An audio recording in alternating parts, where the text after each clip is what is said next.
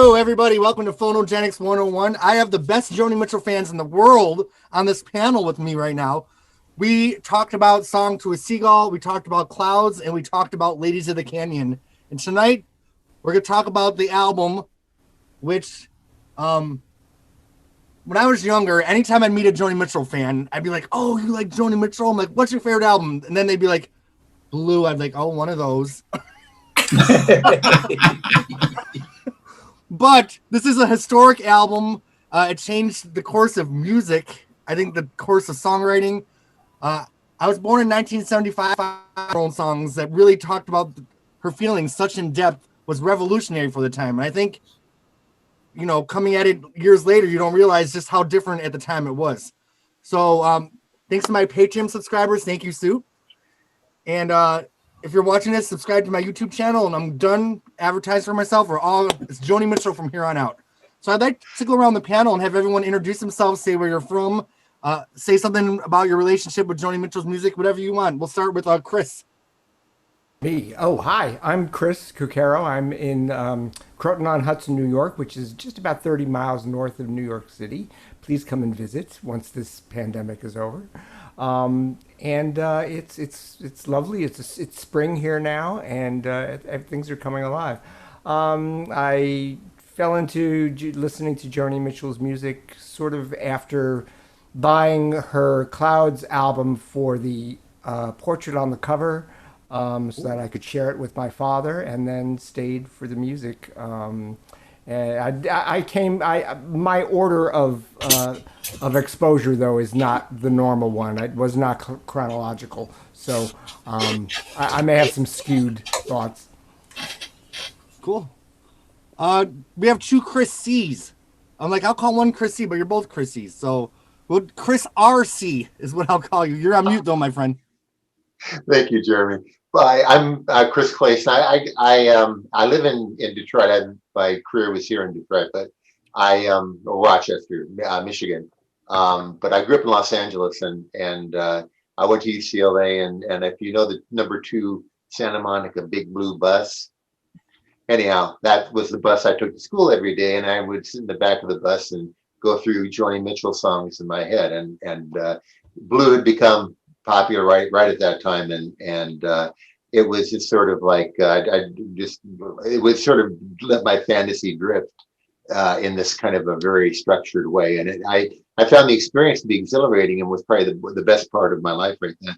And also it just it was just a great pleasure, and so I've been a fan ever since. I really came to Joni via Tom Rush and Circle Game and stuff like that. So, but anyhow, yeah. Cool. We'll move on to Dave Blackburn. Well, thank you, Jeremy, and Robin Adler, my wife. We live in Fallbrook, California, which is about an hour north of San Diego.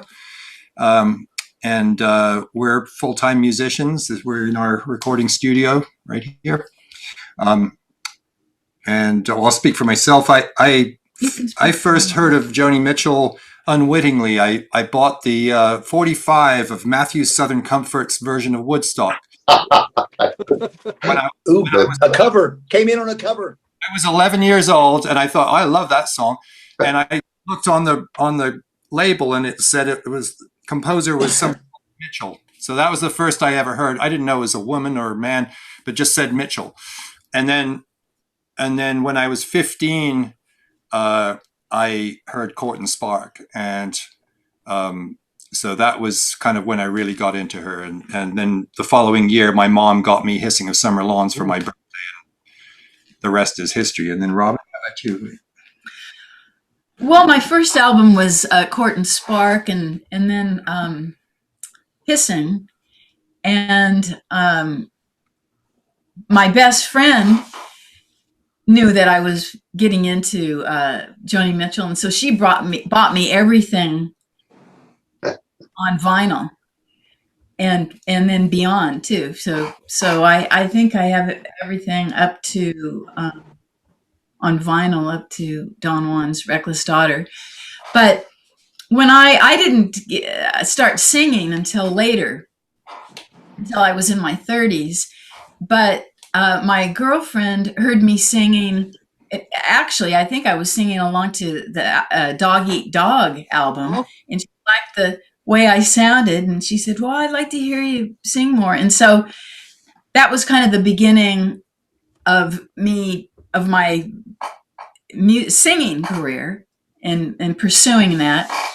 And but Joni Mitchell, fantastic in all ways, really.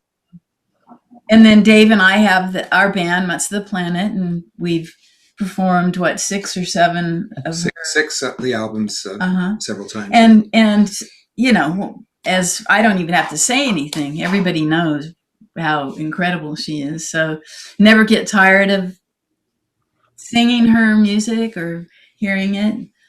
From a performing point of view, it's too. So interesting to play. So, right, isn't it? We both we both find the vocals and the guitar stuff. It's such a great catalog to work with. So you couldn't write a song as good as her songs. So when people say, "Oh, why don't you do original music?" Well, you could do that, but these are better songs, and there's an audience for them around the world. Well, and then of course joining the JMDL and then going to these Joni Fest. I mean, what group can you just talk about Joni all night? Right. It is. I mean, I loved listening to your last podcast or whatever because it's so interesting. She's just it's a fun group to be with. Well, I'm so glad you're all with us tonight and moving forward. I hope. I forgot to mention this. I came into Joni Mitchell on Chalk Mark in a rainstorm. Wow. So we'll get to that in a few months. David P.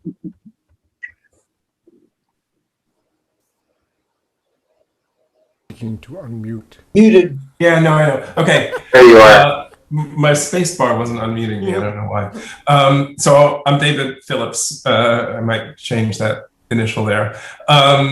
And this is the very album that I just fell for. Falling asleep, a 15-year-old falling asleep to freeform radio, FM radio, and they played All I Want. And I thought, who is that? And I fell, and I never looked back. That's the first album I ever owned. My mother bought it for me as a reward for doing well on my SATs. So Nice. It was love at first here. All right, Sue. Okay, so Sue Tierney. I live in Ithaca, New York. I hope you all can come. I've tried to schedule 2 Joni Fests. 3's the charm, so we'll see what happens in 2022. But I grew up on Long Island, and on the north side of Long Island, and I found this FM radio station in Bridgeport, Connecticut, that came over the sound. And I think that FM radio started becoming big around the same time in the early 70s, because, I always listened to AM radio, but my mom gave me a radio in my room, and I turned it on, and one night they were playing Blue in its entirety. Ooh. So I'm like 14, and I was just like, what is this? But I was still pretty young, and then I got a job at McCrory's in the mall. Oh, I love McCrory. I know. I saw my McCrory stuffed animals, this monkey and this dog. So it was the Smith Haven Mall in Long Island. But and I saved some money and I bought my mother Court and Spark for Christmas. Wow. So that's, and everybody knew. I mean, they knew that it was a joke because I wanted that album. It just came out. So Method in the madness. So are you playing a guitar at that time? No, I was actually learning violin, but then I wasn't very good at it. So I actually, in those days, my passion was painting and drawing. So that I also got into when I found out Joni painted, the Clouds cover and all that kind of stuff. She was an inspiration in that way too. So, and I still feel like Court and Spark is my favorite album. There's just something about that album that is so deep and has so many layers that it doesn't matter how many times I listen to it. I think it's just fantastic. Mm. So, and I like Blue too. But I definitely feel like Corn Sparks is one of those albums that doesn't sound like anything before or after it by her or by anyone else, to be honest with you. Yeah, and it's her really changing too, it's like, and I never really listened. I listened to Blue and I listened to Court and Spark, and then it took me a year or two to get back to Ladies of the Canyon and For the Roses. And then when I heard For the Roses, I thought, that was my favorite album. And here we are still talking about Court and Spark in 2021, but is anyone talking about Bob Dylan's Planet Waves? Because wasn't that the album they played at the same time? All right, Bob. Court and Spark was also my gateway drug, just because the sound was so great on the radio. That blend of pop and jazz and rock and really met me where I was at the time. I didn't tune into Blue until the mid '80s when my son was born, and he played with up the street. There was a young girl named Sally, and I would take Nate over there to play with her daughter. And she had all these Joni Mitchell records. She had Clouds, she had Blue, she had Song to a Seagull. So I'd borrow the records, and that's the first time I heard those records, including Blue. And so I heard Blue. I recorded it on the cassette from her record. And the first thing I thought was, with All I Want, was, what a strange sounding guitar. Yeah. Right. And I love, of course, we'll get way into this, but I love the pace of that record, the sounds of it, the emotions of it. It's obviously a masterpiece. Yeah. All right, Jamie. Hello, I'm Jamie Zubairi. I live in London. It's gone 1 a.m. here, so I'm in bed, as you can probably tell. So yeah, excuse me if I don't get up and jump around. I got into Joni Mitchell because of Fashion Aid did a kind of thing in 1986, and one of the designers used a Joni Mitchell track for the fashion parade of her costumes. They didn't back announce it. They didn't, none of it was in the titling. And I just thought, who the hell is this? This kind of meandering piano. And I just thought, I need to find who this is, because the voice was so clear and the piano was just this kind of landscape underneath the voice. And it wasn't until 1988 when my mum got a CD player. In fact, my dad got a CD player, and my mum went shopping for CDs, that she was replacing all of her kind of like her Joan Baez, kind of folky Anne Murray stuff. When the kind of the pushy Chinese salesman said, "You like Joan Baez and Anne Murray? You must buy this album." And we put it on, and it was kind of a bit folky and a bit kind of like tinkly guitar, and I was like, okay, whatever. But I went upstairs, and I came down about 20 minutes later, and it was this track, and I found out later it was Rainy Night House. Oh. And I was hooked from then on in, and I just had to get everything. But I couldn't get into Blue. In 1988, I also moved to London, to England, from Malaysia, and I was living in a boarding school, and my uncle was my guardian, so he was the one with the record player.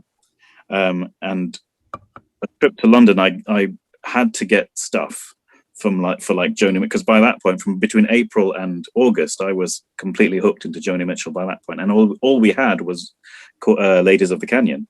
So we went to the big records shop in London, and what came out was Chalkmark in a Rainstorm. So I bought that. And then they had reissued Blue in a nice kind of like packaging and all this kind of stuff. HMV did, not Joni Mitchell particularly, but they did things like Rumours, other kind of classic albums from that period. So I couldn't play it because I didn't have a record player in the dorm and nobody. And I could only play it at weekends when I went to my uncle's. And it was very private music. Oh, yeah. It felt like it was very private. Like I needed to be like alone to listen to this music. I still feel like that. No. Well, yeah. And it took me, and I love the meandering pianos. You know, like last time I saw Richard. River, not quite so meandering, but it's kind of like it's the piano sound that I really. But yeah, but so I got Late as the Canyon, Blue, and Chalk Mark in a Rainstorm, and so I put that on and went, that's a very different voice. Yeah. By which, you know, but we'd also heard Marianne Faithfull. We'd got her early album and Strange Weather, Stormy Weather, Strange Weather. Strange Weather, yep. Strange Weather, and that was Great a very album. great album. Yeah. But I didn't appreciate it at the time about how her voice had changed Mm-hmm. and how Joni's voice had changed, even though I'd only just got to know Joni. But yeah, I've been like a kind of like it's the greatest voice right now. You know what I mean? Where she is. I will not hear any different. So yeah. Cool. I was listening to This Rain tonight because I run drawing classes, and the life model, happened to be Canadian, and I read poetry over these sessions because it's like long periods of silence, and I wanted some Canadian poetry, so I found some Emily Carr, but I couldn't find This Rain, which is the poem that Joni turned into a song. Right. But yeah. It was just kind of, so I just had to play A Case of You, and the model who must have been, I guess, in his early 30s, and it was a portrait pose, just burst into tears. Aww. And we had to do him, so yeah. Aw. I'd have one more introduction. He's been with us since the first episode. Mark Scott. He's on mute. Okay. Well, I live in Shoreline, Washington, which is just to the north of Seattle. It's a beautiful spring day here too, as well, or the end of a beautiful spring day. And I came in at Court and Spark as well. For a little bit different reason, the sound of Raison Robbery, the close harmony vocal at the beginning of it that kind of sounded almost like the Andrews Sisters or something. And also the cover of Twisted, because I knew Bette Midler's version. But I bought the record finally and started listening to the words, and I just was flabbergasted. I thought, how does she know what I'm feeling? Okay. And how is she expressing it so beautifully? And so that was the thing that initially drew me to Joni Mitchell, was the words. Now, over the years, and because of a lot of the people here, I learned more about the music, and we learned about alternate tunings and different things, and I thought it wasn't just the words that drew you to that, Mark. It was the music as well. The music was different. The music was unique. The music had a certain, well, for me, a lot of it is a melancholy to it. Not all of it, but I'm very attracted to that type of music. I don't know what that says about my personality, but and so I went and bought the back catalog and was just amazed that every single record sounded a little bit different from the last one, and have stuck with her ever since. Sometimes I haven't gotten it right away. Sometimes it's taken me years to completely comprehend a record. Like The Hissing of Summer Lawns, I have just, in the last few years, I've just really heard what that record is all about and everything that's in it, and it amazes me, you know. So that's kind of me and Joni Mitchell. Cool. Well, I feel like we have a room full of memories and experiences that we all bring to the table. This artist and these songs provided the soundtrack to all of our lives in so many different ways. I'm sure we could sit here for hours just telling stories like this memory goes with this song. And that's the beautiful thing about music. Also, that there's no right or wrong when it comes to an opinion. So, yeah, let's get into the album. In my mind, I kind of think of Joni Mitchell's albums kind of as trilogies. So I kind of think of Song to Seagull, Clouds, and Lays of the Canyon, like the first trilogy. And then Blue for the Roses and Court and Spark are like the next set. To me, this album, it's some of the same instrumentation from Lazy the Canyon. You have the guitar, you have the piano, but then you have the addition of the dulcimer. And then, as David has the cover here, this was a change in her cover artwork because the first three had her paintings on it. This album kind of looks like nothing else in her entire discography. Don't you all? Let's talk about the album cover before we get into the music. How do you all feel about the album cover? Pretty bleak. It's different. I mean, there's that picture online that they say is the original one without the microphone in it, but then someone said they photoshopped out the microphone. So I fell into this rabbit hole looking for the original blue picture for like 2 hours, and it really went nowhere. Yeah. I love it's an amazing. I'm sorry. Excuse me. I'm sorry, Jeremy. I forgot. It's all good. We're all friends here. I was just saying, I love how on the back cover it's just blue, and then like the track list is really small in the bottom corner. So I just think like even stylistically, the way it looks, the depth of the personal lyrics is what sets it apart for Lazy the Canyon. I feel it's an evolution to a really personal place. So, Chris, what were you going to say? I just was going to say that in the image that, I mean, I'm sure that we probably all, when we see that you see a person who is obviously in a state of it's an extremely emotional state. I don't know if it's kind of like one of those Mona Lisa moments. I don't know if it's joy or if it's anguish that she's feeling at that instant, but it certainly looks. It could go either way, and I think that's kind of the that's kind of the secret of great art, right? I mean, stuff happens like that. But you're absolutely right. It's not like any others. I mean, there's no puffy clouds or sun shining or Chelsea mornings and stuff.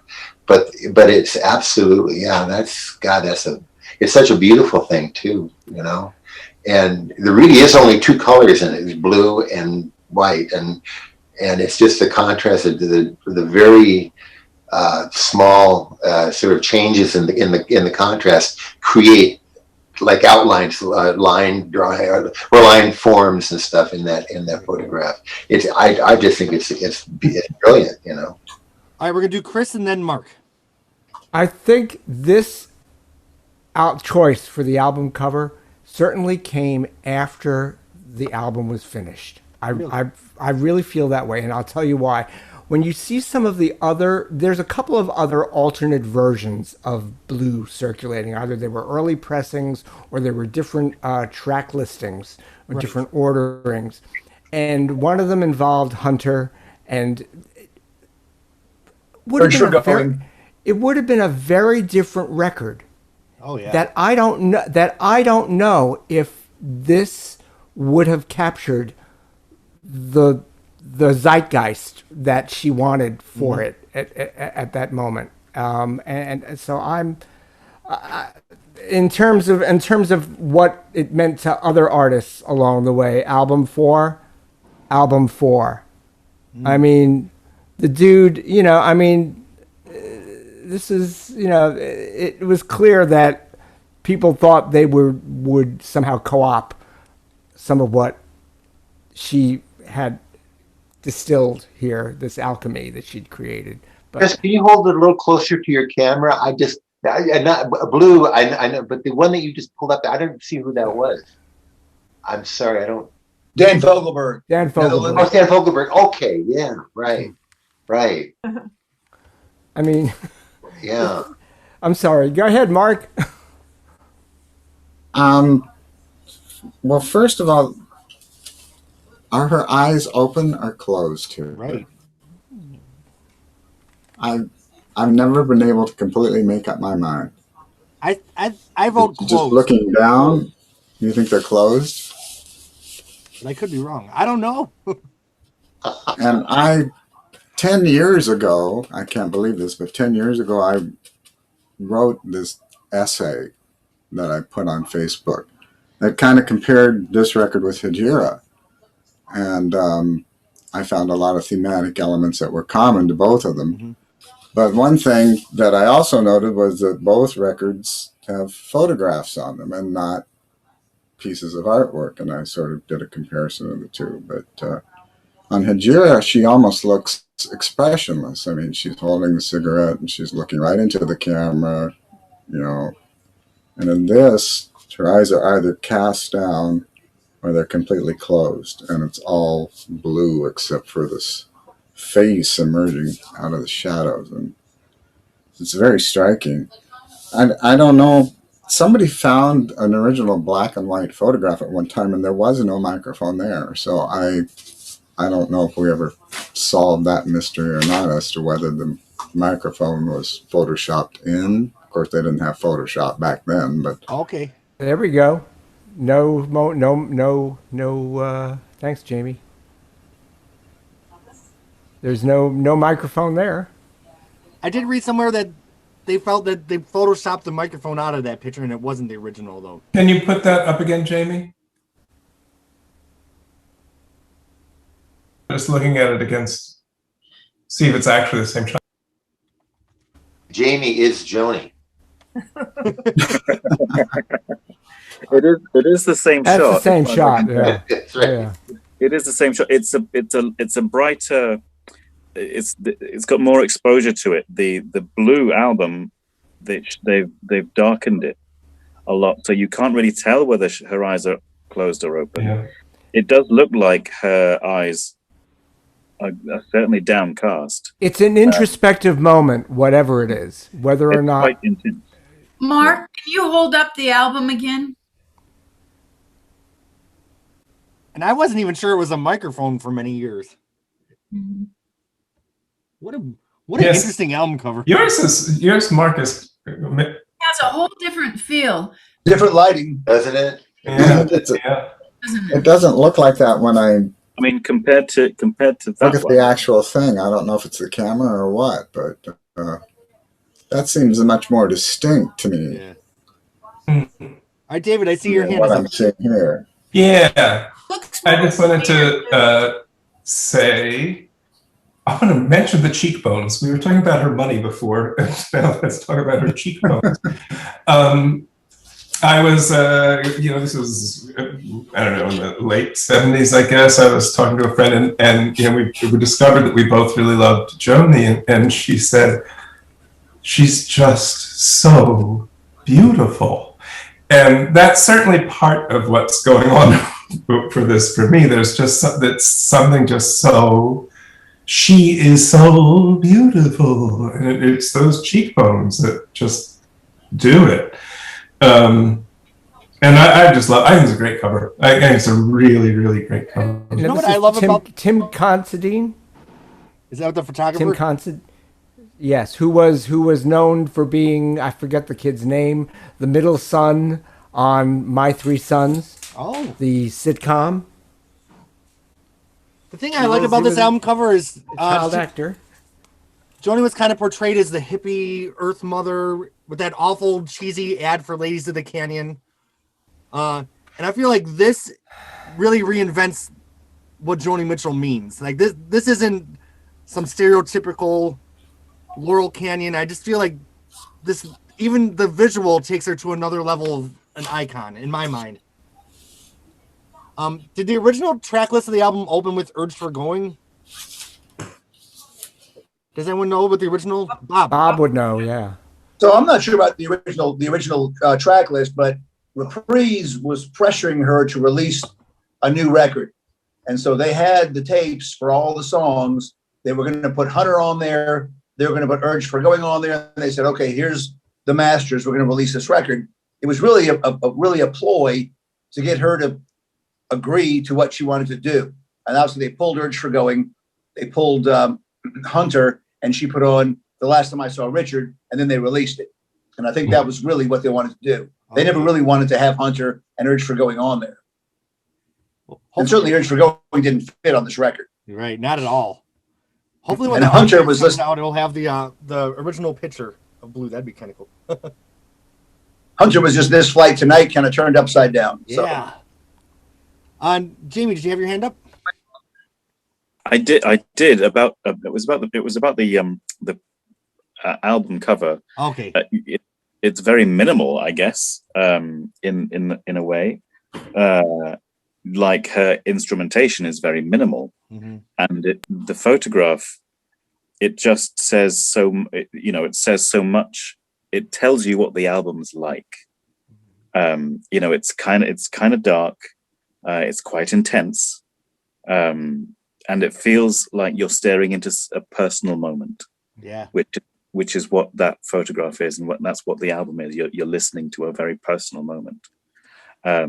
It's an amazing choice of photograph.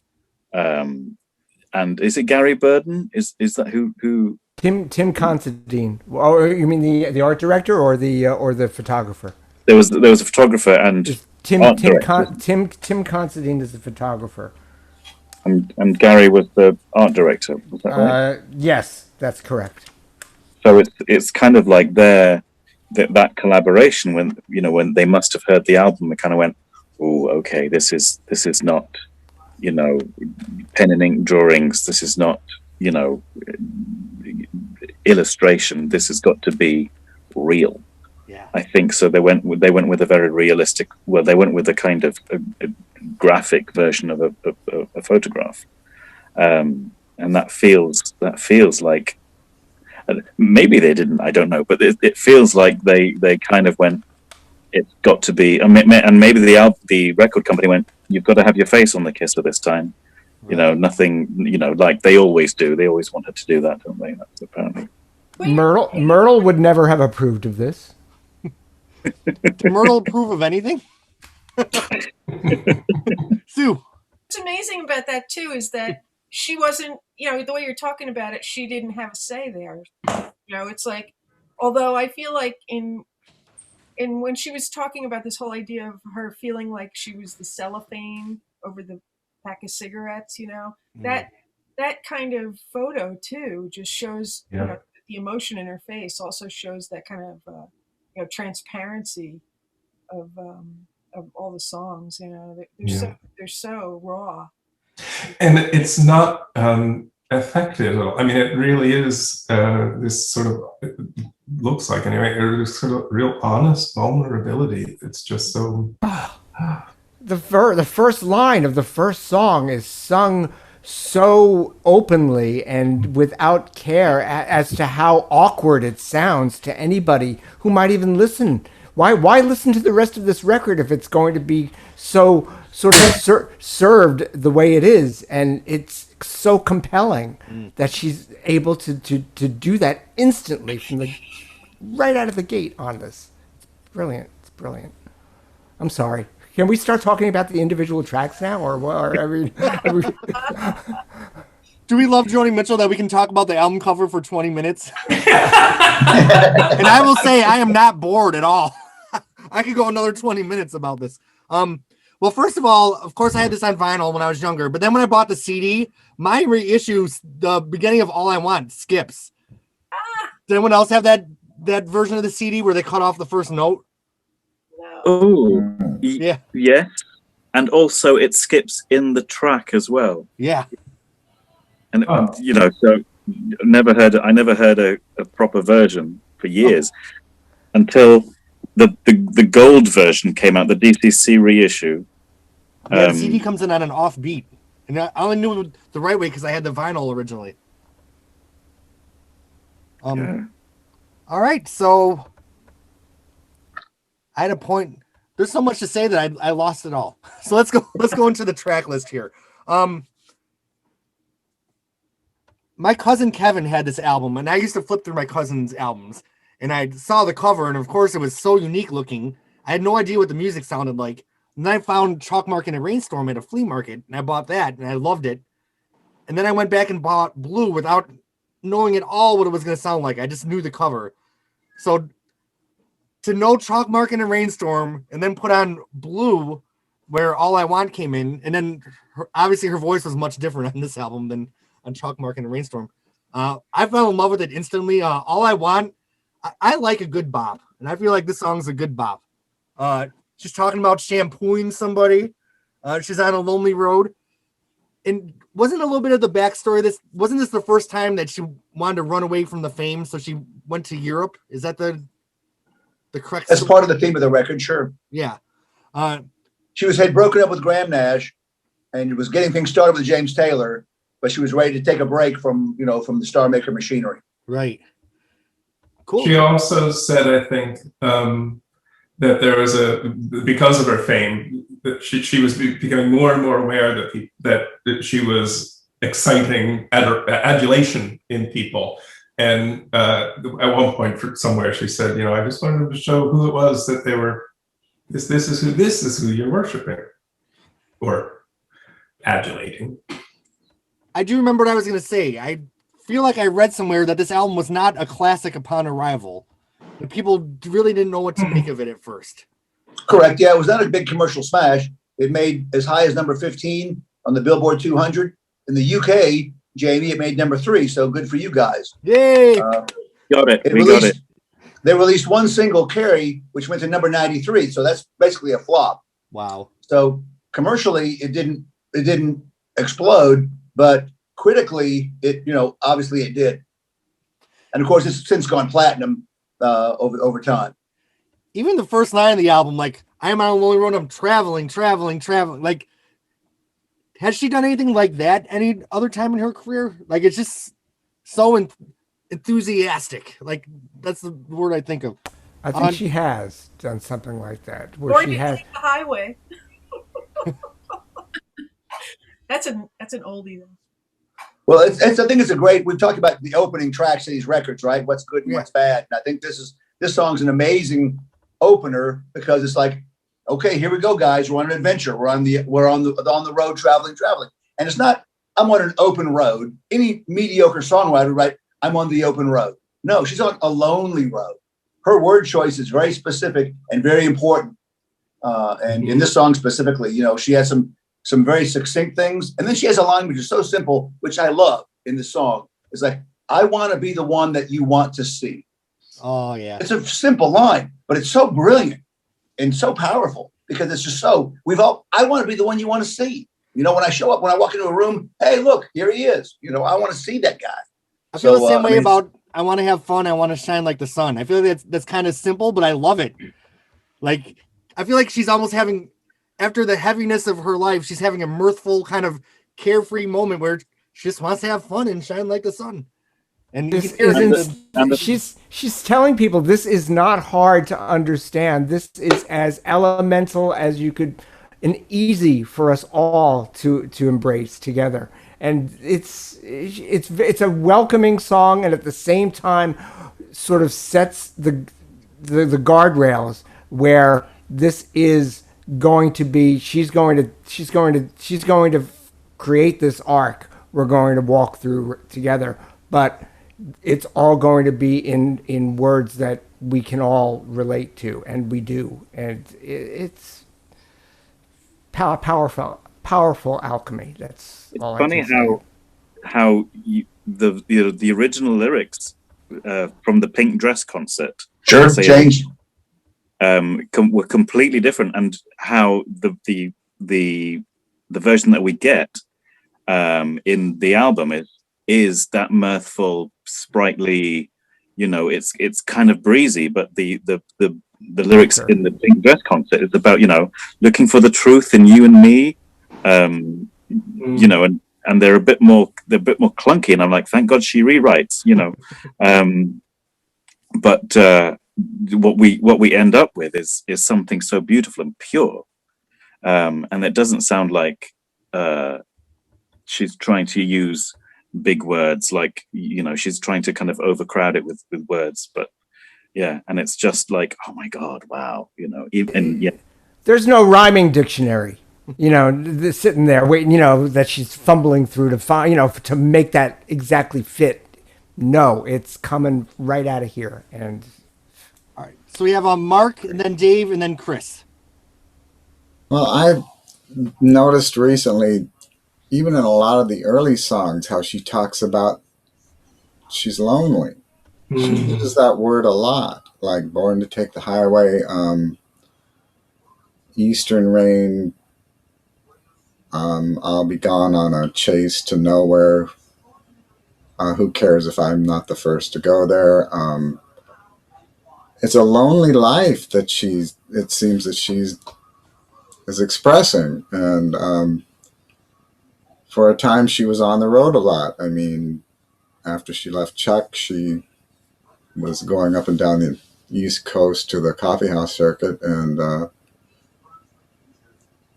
it seems like there's a beginning of this feeling of I'm alone. I'm on this quest or this journey or whatever it is, and I'm doing it. I'm on a lonely road. I'm alone. The other thing I wanted to say was, this doesn't have anything to do with anything, but Brandi Carlile said that she hated the Blue album for years, and part of it was because the line, "I want to talk to you, I want to shampoo you." I just thought that was so girly or something like that, you know. And so she said, Catherine said her right. yes, exactly. All right, Dave. Well, I just wanted to follow on from a point Jamie made, which is that the kind of breeziness that the album opens with, it actually continues that way with My Old Man. The singer in the park. It's just very, very sort of loving and simple. And one thinks of Blue in retrospect as being this kind of heavy, kind of sad album, but actually, Carrie's not sad. The first two songs are not sad. This Flight Tonight is not sad. It's really just a handful of songs like Case of You and The Last Time I Saw Richard and Little Green that have earned the album that kind of reputation as this sort of intense, vulnerable document where just numerically there's quite a lot of songs on it that aren't. I mean, she mentions loneliness, but she doesn't sound lonely, that lonely when she's singing them, compared to Hejira, when she talks about, philosophy and stuff. It really does feel, you can feel the intensity, perhaps much more so than on Blue, but we weren't really ready for it. The world was used to 60s pop, and so the whole singer-songwriter genre was just beginning, and so she was kind of the first to make it very personal, I think, and that allowed other songwriters to be personal and honest about things rather than always creating characters, which Joni would go on to do later, but I think she didn't make caricatures of herself until later on, where she became her own observer, the fly on the wall looking at Joni Mitchell, looking at the world. But on Blue, it was pretty much, there was no middleman. It was just kind of her experiencing things as they were. But the point I just wanted to make again was that if you think song by song, they're not that heavy until you get to Little Green. And if you close your eyes and you think of the lonely road of All I Want, and then you close your eyes and you think of the highway on Coyote, aren't those two really different roads in your mind? Like, I can picture those highways. All right, we're gonna do Chris and then Sue. You just mentioned one of the things I was going to mention, but but that's really a good observation. I mean, if you take Coyote and that, or there's a couple of other songs. I thought of another one. It doesn't matter. I was going to ask the group if you recall, was it in Miles of Isles or another place where she does this song and she says, "I want to make you feel," rather than "I want to make you great." Miles of Miles. And I've seen that a couple of times. She uses, I think, I mean, her performance art is much different than recorded art. I mean, that's true. I mean, she says that, nobody ever told Picasso, paint it again, right? Or Van Gogh or something. You just, you paint it, that's it. You hang it in the museum.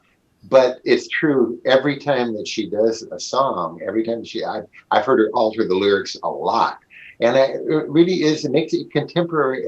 Contemporized. How do you say that? It makes contemporary the interpretation, because it could be anything. I mean, she looks up and she'll say something, and all of a sudden you think, oh, was that just an offhand remark? Was that like one of those little girly things, like, you know? But then you think about it, and you go, oh my God, you know, this other dimension to it. It's like an onion. You peel back the layers, and man, it's just truly amazing. Anyhow, that was my experience with All I Want. I heard that, and then I started thinking about it, because I Want to Make You Feel is obviously way different than I Want to Make You Feel Free. You know, Right. Anyhow, okay. So that having been said, the other one was, and I bet that you musicians will appreciate this. I think James Taylor's guitar work on that song is awesome. Oh, it hits the sweet spot, and so is the percussion. Exactly. It's like his guitar makes, it's like the bass, the pocket for the bass, you know, and drums, and they're just perfect. And it's such a weird thing, because there's this dulcimer playing over it, you know, Right. and you're thinking like, what? You know, what is this? What are we hearing? You know, it's truly an amazing musical thing that they've got going. I mean, you think James Taylor would be playing the you know, the high stuff, and there may be a bass guitar playing some low stuff, and I think on one of the songs, Stephen Stills played bass or something.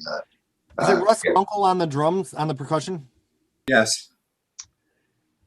You know, it was cool when James Taylor came back and put some guitar on Shine all those years later. Yeah. Isn't it? I mean, that's an amazing thing. She said, you know, these friendships with people that last forever, and they, you know, and it's really added to the whole shtick so much.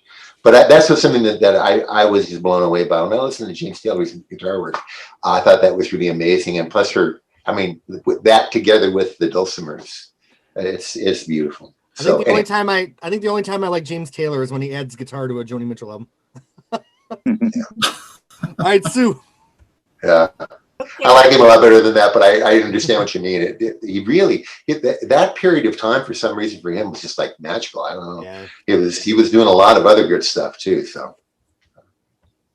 So I've been playing this song on my dulcimer for the last 2 weeks, and this always happens to me. Is I learn a song I've never played before, and I'm just blown away by the composition, by the lyrics, by the, you know, how does she make the chord structure of a dulcimer so complicated? and you know, just hearing everybody talk about the lyrics, the lyrics that really got to me were, I want to be strong, I want to laugh along, I want to belong to the living. Mm-hmm. Now here's somebody who is so, like, you know how people talk about how she gets when she's creating. I mean, she cuts herself off from everything and just, you know, lives for the muse, you know, and it makes her a different type of person, you know. And I think that after the breakup with Graham, you know, she really felt, you know, really at loose ends and not even feeling like a person, you know, feeling like, you know, some kind of alien. And men will do that to you. I feel that this song, you know, it is happy, and there are parts of, you know, alive, I want to get up and jive, you know, but there's other layers to it, you know, like, and we both get so blue, you know. I mean, the chords and the way that the certain chords hit certain lyrics just amaze me, you know. It's like I can feel the emotion coming out of it so much when I'm trying to play it. And you know, and she always amazes me. I'm always baffled, and I'm always, you know, I mean, it's always new, you know. I mean, freaking album's 50 years old. I can't believe it. Yeah. Right. David, and then I think both Chris's have their hands up. Yeah, thanks. I wanted to go first, just mention one lyric, the jealousy and the greed's the unraveling. I mean, it's that's just one of the things I love about Joni, that this honesty or self-revelation of her flaws. But I want to mention a little bit the quality of her voice, not so much perhaps on this particular song, but on the album. From my perspective, this is where her voice really starts hitting its stride, and does, through Hissing and Don Juan's Reckless Daughter and Hajira, just a voice that's wow, and she's still hitting those high notes, but they're high notes that are, from her pelvis. It's just this is the beginning, to my mind, of her having a great voice. See, I was just thinking that I feel like her voice changed after this album. Like, she still had some of the same voice for the first 4 albums, and I feel like For the Roses when it started to drop a little bit. Yeah, I mean, it's doing it through this. I mean, because I think All I Want is still a little not grounded as much, and This Fight Tonight's a little not ungrounded. But things like Last Time I Saw Richard, A Case of You, they're just oof. Anyway. All right, let's hear from both Chris's. Whoever wants to go first. Go ahead, Chris. You go ahead. Okay. Let's see. I guess I wanted to mention, only because people were talking about the "I'm So Lonely" lines. Eastern Rain, stuck a stake through my heart, the way she sang about being lonely. But what I love about the structure of the version that she ultimately released on this record and opened this album with is that she closes the song again with a restatement of going back to the first line, I'm on a lonely road, looking for the key to set me free. And for some reason, what that did for me, and still does, even though I never kind of find the answer, is that it gives me a reason to continue to listen through, because I so want her to find that key. I so want her to be free. It was a brilliant stroke to open the record with this song. So 50 years later, do you think she ever found it? Does anyone ever find that key to set you free? She's doing all right. You find it, then you lose it again. Yeah. All right, Chris, did you have another thing to add? Really fast, and we actually Sue's wonderful singing of that one line just kind of sparked this idea. Has anyone ever? I haven't, but has anyone ever counted the number of times she repeats or she says "blue" in blue? I mean, It'd be a drinking game. Yeah, that's right. Very good. Yeah.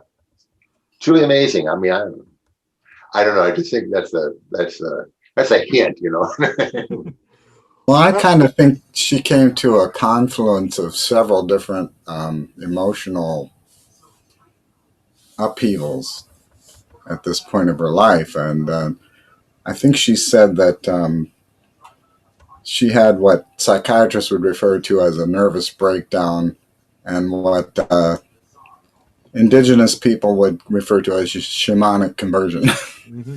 But I think part of it was, part of the key to set me free was maybe finding this daughter again. I don't know. Or resolving that pain, that loss, that guilt, whatever it was that I think was a big part of her music for quite a long time. Was maybe some of it. All right. Well, we're an hour and 15 minutes in, and we've gotten through the first song. So I don't know if that's progress for you. I don't know if this is a good sign or if we're in trouble, but either way, does anyone have any thoughts on All I Want before we move on to song number 2? We better not be building a bridge if that's what. All right, so Can make it quick. Yeah, of course. Mention. Oh, you gotta do the cover versions. In the pantheon of Joni covers, of course, Blue is huge. If you look at her top 20 covers, Blue has 7 of the top 20. Oh. All I Want, of course, is number 7. It's been covered over 150 times. The first time, of course, Blue was released in 1971. Right out of the gate, Keith Jarrett, the jazz pianist, did the very first version on his album Morning of a Star. And then it was also some other high-profile recordings from Tim Curry. Tim Curry, and then Herbie Hancock included it on his Grammy-winning tribute record. Tim Curry, who famously changed the line, I want to knit you a sweater, to I want to hand up your sweater. Oh. That's hard. Of course you did. Bob, didn't the Supremes I don't like knitting. Didn't the Supremes do a cover of All I Want? They did. It was not with Diana Ross, though. Oh, okay. And it wasn't a single, I don't think. No. All right. So for song number 2, we move away from the dulcimer and onto the piano with My Old Man. Who loves this song the most that wants to start talking about it? Do we have any hands? I'll be honest, I appreciate the song, but it was never one of my favorites. I would always just play All I Want over. I'd always get up and put the needle right back to the beginning. Thank you, Dave. I always thought that the piano part on this was very, and the melody itself were both very unusual. There's some feeling to it that it's not really a blues song, but something that's it doesn't sound like pop music at all to me. I'll say this about, and Dave, I don't know if you will agree with me because you did the transcription, but I find this song so evenly tempered, playing it all the way across from the first chord to the very last.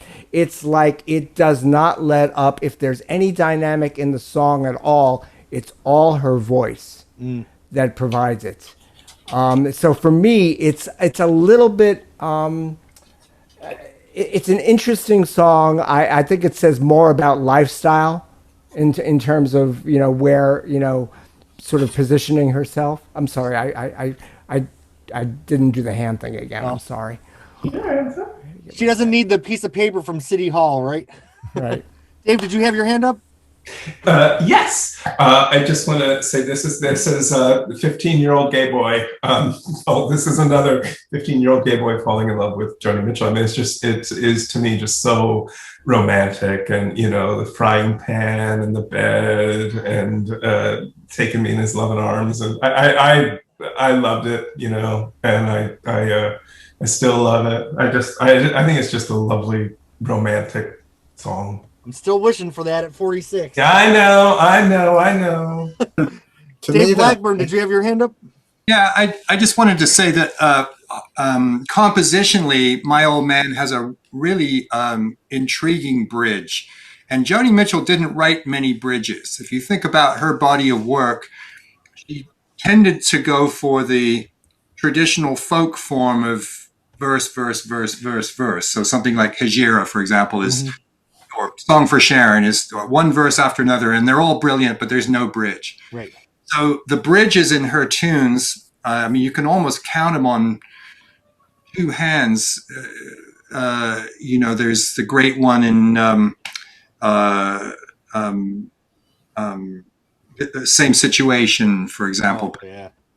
But in this, and when she's gone, let me just demonstrate something here. She does a really interesting modal thing. I think the tune's in E. Is that right, Chris? Are you there? Is it in E? Yeah, I think so. Hold on.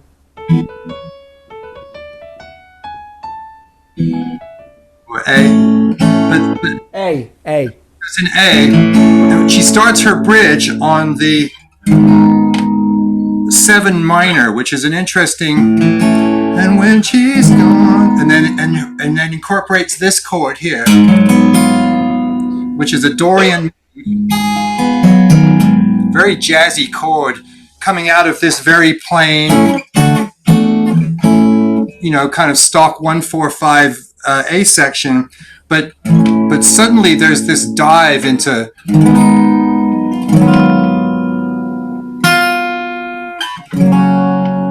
really an interesting bridge. And so for as a musician, your ears kind of perk up and go, that's interesting.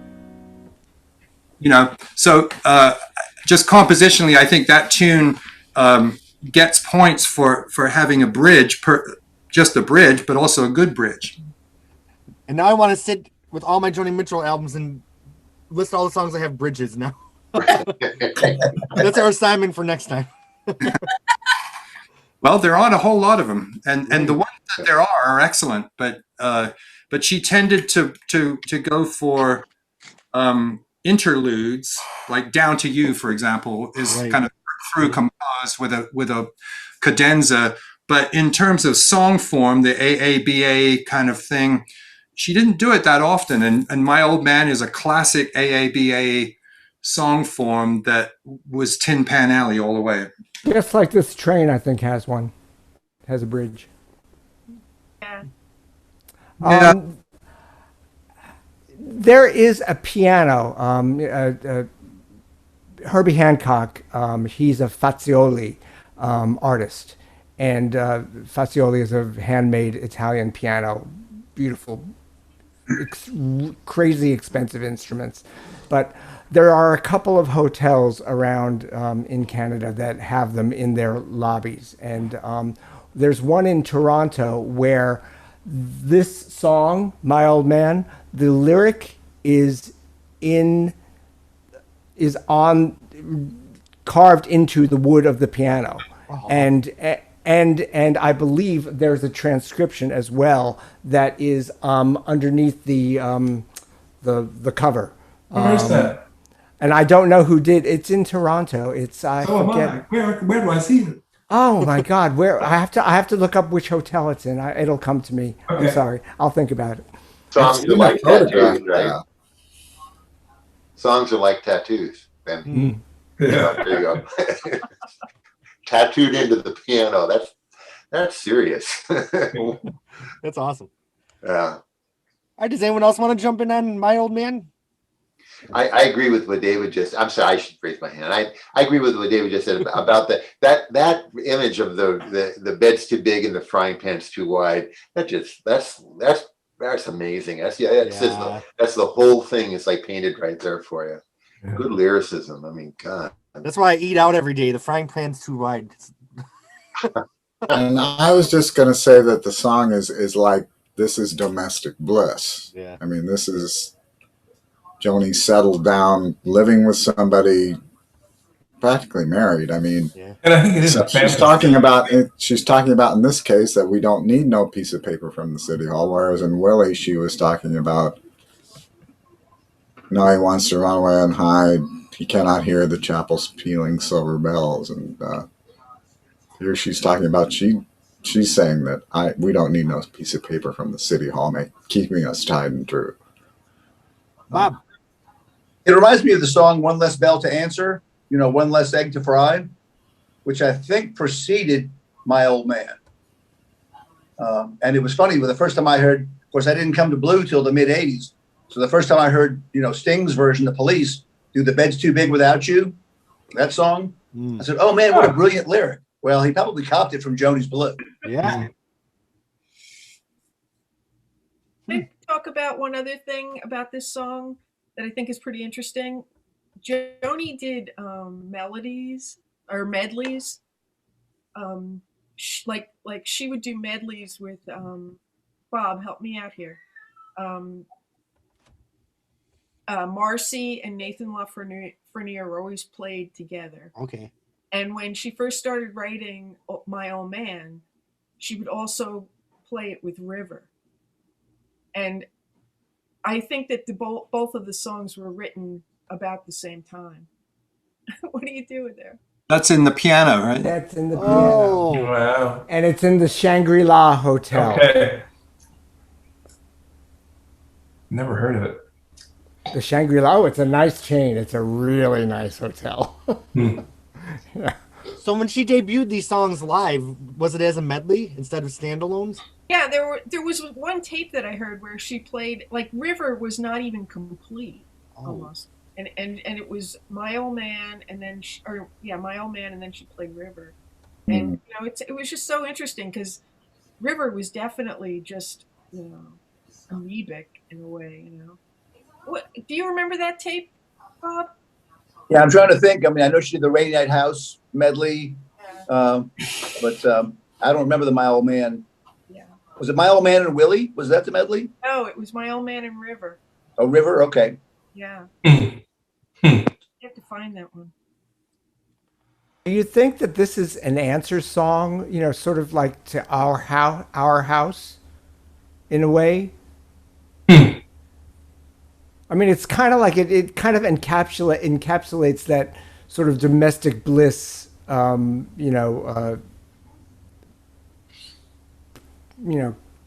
couple expectation in a way that's kind of like hippie chic, but you know, at the same time, not too far from traditional. And just since we are keeping track, the word blue is in this song too. So track 1 and track 2 both have her and the Lonesome Blues collide. Right. So Bob, what covers do we have of My Old Man?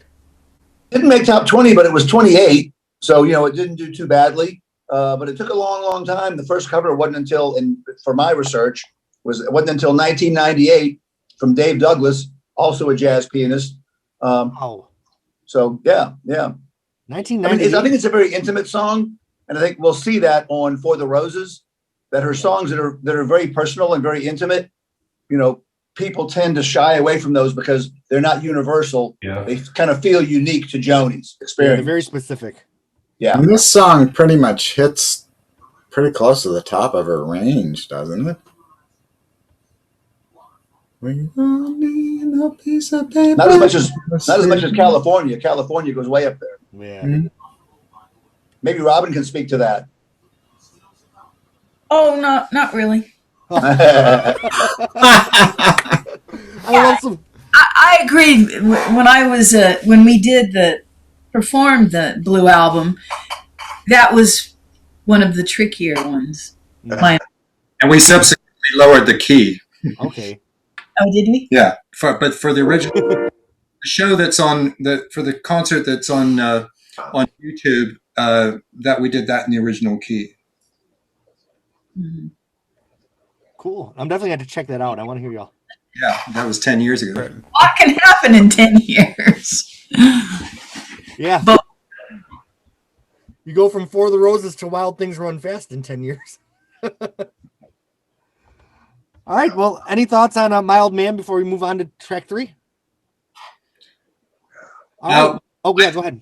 A final thing, that having said that the tune has a really kind of cool bridge, sophisticated modal bridge, the dun, dun, dun, dun, dun, dun, dun, dun, dun, dun, dun, at the end is like a 9-year-old's piano lesson. It's Mammy's Little Baby Loves Shortening Cake. Oh yeah, it is. Which kind of fits since we're going into Little Green, since we're, Right. So when I bought this album in the late 80s, I thought that every song was so, and I did not understand Little Green. I'm like, why is this older song on here? I didn't understand what it was about, because I didn't know about her daughter that she gave up for adoption until the late 90s. That's when I found out, when it was in the news. So this song did not make sense to me in the context of the album. It didn't seem as deep. Then when you find out what it's about, I'm like, oh, okay. Like, oh, yes, this does. This fits the album for sure. All of us know what the song's about giving up her. What a beautiful song. Once you know what it's about, it's a heartbreaking song. My goodness. Who wants to jump in and start talking about Little Green? Well, I just thought it was one of her character songs until we all found out that it was about her. But and it was a sad song, I thought it was very well written and expressed, and I don't know. Was this the last time one of her older songs came back on one of her albums?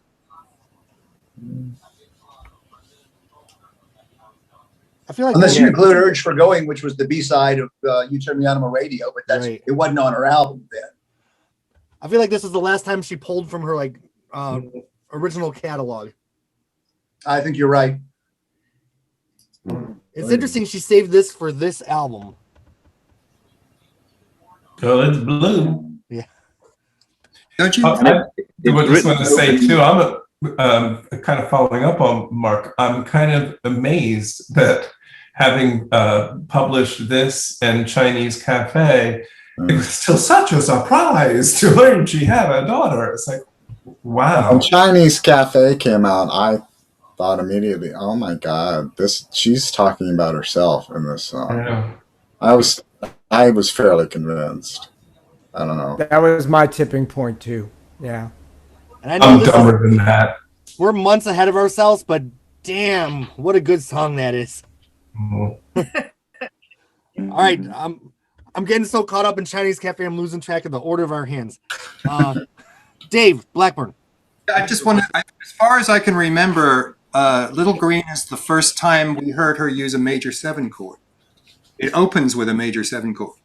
And so, especially on For the Roses, but starting on Blue, she was starting to discover a harmonic language, mostly on the piano, but she was introducing chords like that, which would become the stock in trade of Steely Dan before Steely Dan.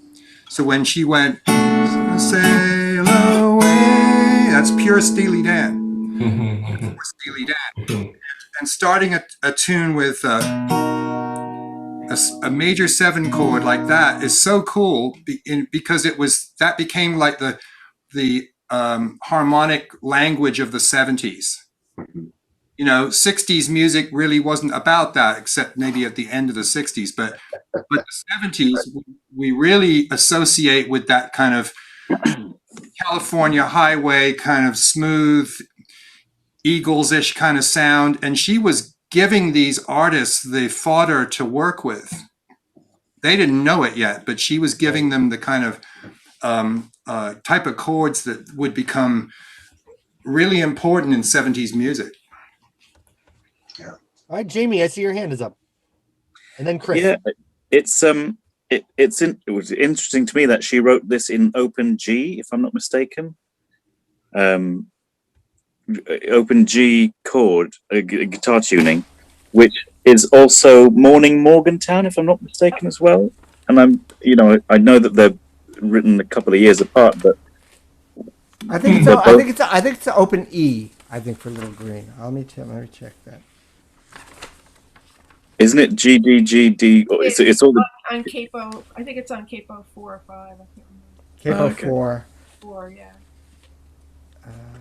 Little But they're Green is open G. You're absolutely right, Jamie. But it's And, capo 4.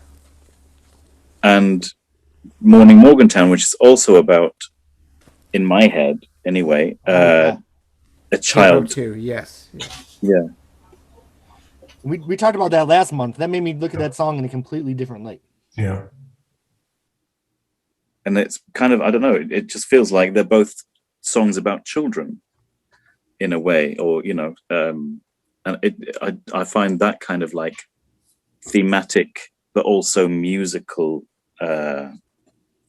mode that she was in, kind of interesting, kind of like, that was these chords shapes, or this particular chord series, put her in that head. I think you're right in terms of the chronology of when they were probably written around, because they were early. She did use that same tuning though for Nathan Lafreniere, which is a little darker. So, but I see your point. I think you're right that we had talked about Morning Morgantown being that sort of idyllic date she would have with her daughter, walking up and down the street in this town. And I think she uses it for "You're So Square, Baby, I Don't Care." so my theory just busts itself, I forgot about that song. Oh, boy. Well, again, I think that she included this song because it was part of this whole emotional The narrative. nexus of Yeah. grief and sorrow and guilt and whatever that she was going through at the time. She'd broken up with Graham Nash, like everybody else has said, and she was also struggling with how she was reacting to fame and how she wanted to deal with that. And there was also this thing that she'd been carrying around with her since 1965. And it was all a part of the same big explosion of emotion that she experienced at the time. Yeah, I would agree. I mean, I think she kind of felt like, okay, I'm putting all this out there. Now's the time for me to put this out there too. It's the cellophane, isn't it? It's the kind of, if you know who you're worshipping, you better know who you're worshipping. Yeah. Chris, is your hand up? Yeah, I just had one question really for Sue. Sue, did she change the melodic structure of this song from what we hear on the archive set to where this came on Blue? It sounds a little lower. It sounds like she sings it lower. There's a couple of her phrases that seem to resolve differently to me, and I can't, I haven't really gone back to like said, that's the one, that's different. I haven't laid them out, side by side, but in some ways the Blue version is a little darker for me than, I guess with time she was maybe getting, having more time to think about it and place this event of her life in perspective, and sort of moved it along a little differently. I still listen to the chronology of that archive set where this falls, and I'm just amazed that she could even have found a way to the strength to perform the song.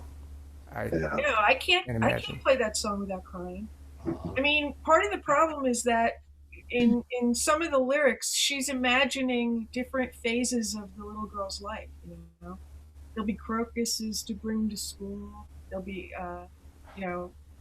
party, birthday clothes, and and it's like, how do you deal with that? Crocuses, the new beginning, the new genesis of the season. It's just, I mean, color green, so the winters cannot fade her.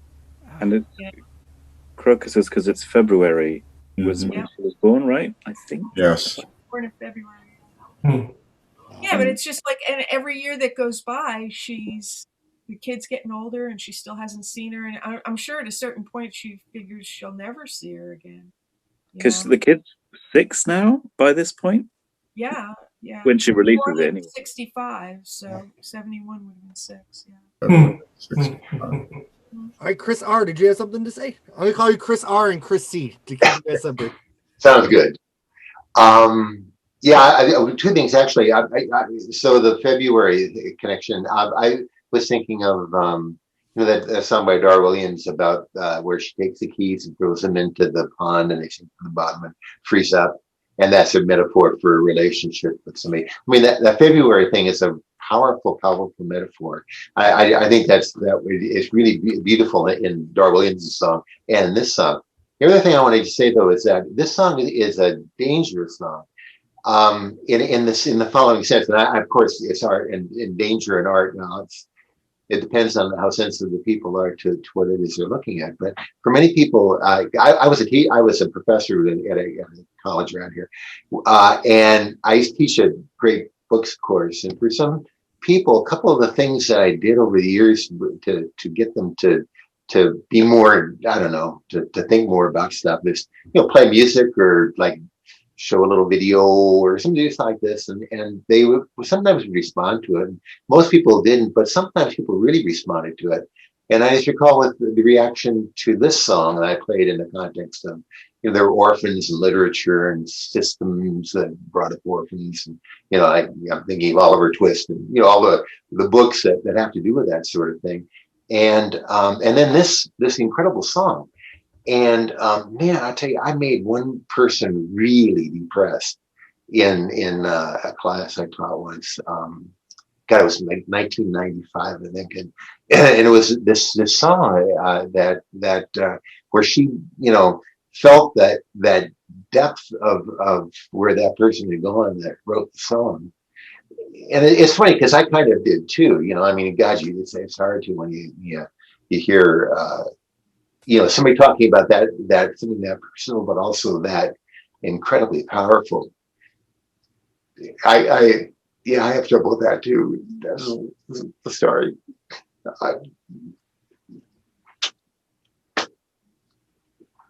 That's the power of music right there. Yeah. Yep. Exactly. I've said it. And that's why we're all here together, because it's moved us. It's changed our lives. So I appreciate your sharing with us, Bob. Well, yeah, Chris R. I have cried many times to this song, so I'm there with you, bro. In earlier performances of this song, and I know some of us have seen these videos, heard the recordings. Her last time to sing Little Green, she changes Little to Kelly. And in the video, if you've not seen it, of her performance at the Cafe of Go-Go, which I think was 67, when the audience is clapping for the song, she has a real weak smile, as if to say, yeah, thank you, but this just made me extremely melancholy. Yeah. It's a beautiful, beautiful song. Yeah, it was just a gorgeous song. And before I heard it, I didn't understand it like most of us. Right. After I knew what the song meant, I can barely hear it without breaking down. Me too. Ooh, even I'm getting a tear in my eye now. Aw. Bob, who's covered this one? So this one's in the top 20. It's number 17. It was first covered in 1975 by a group called Dennis, Dave, and Celia, who recorded 2 Joni covers on their album. And comparing this to My Old Man, I think obviously they're both very personal songs, but I think people didn't realize that Little Green was as intimate and personal as My Old Man was. Perhaps they knew from the National Enquirer or whatever what was going on in Joni's life. So it got covered, fairly early out of the box. It's been recorded in Swedish, Czech, and Dutch. The Europeans get Joni much better than Americans do. I am not surprised. Yeah. Even though Jamie. How many times? How many times? It's been covered 70 times. Wow. All right. Do we have any thoughts on Little Green before we move over to Africa? All right. So next song is Carrie. The dulcimer's back, James Taylor is back, and the percussion's back. This song's another bop. And it was interesting when I first bought this album. I came to this album for the fast songs, which is not. Earlier we're talking about how Blue has this reputation for being this heavy album. I liked the jams. Carrie, there was a real life Carrie, correct? That was living in a Carrie Radix. And, I love redheaded chef on Matala. He was the cook. All right, who's got a story to start this one off? Didn't he break his leg? Well, I mean, their very first encounter when she showed up at the Mermaid Cafe where he was the chef, there was a huge explosion, and he came out. I think with his hair was singed from the fire, and that was their introduction.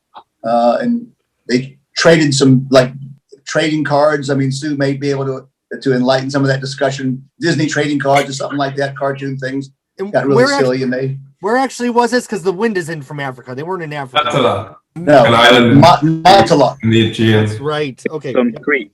It's on Crete. Crete, yeah. It was a place where all the hippies were hanging out. Yeah. The freaks and the fires on the beach at living night. in caves. Yeah. Yes. Which are now closed, I'm told, because there were miscreants living there.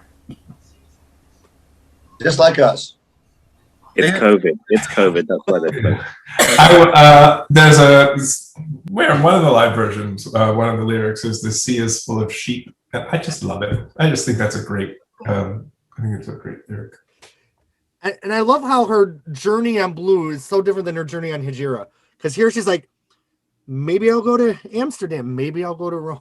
I mean, there's a free spirit here that I think, you lose even when you get a couple years older. I can speak from my own experience.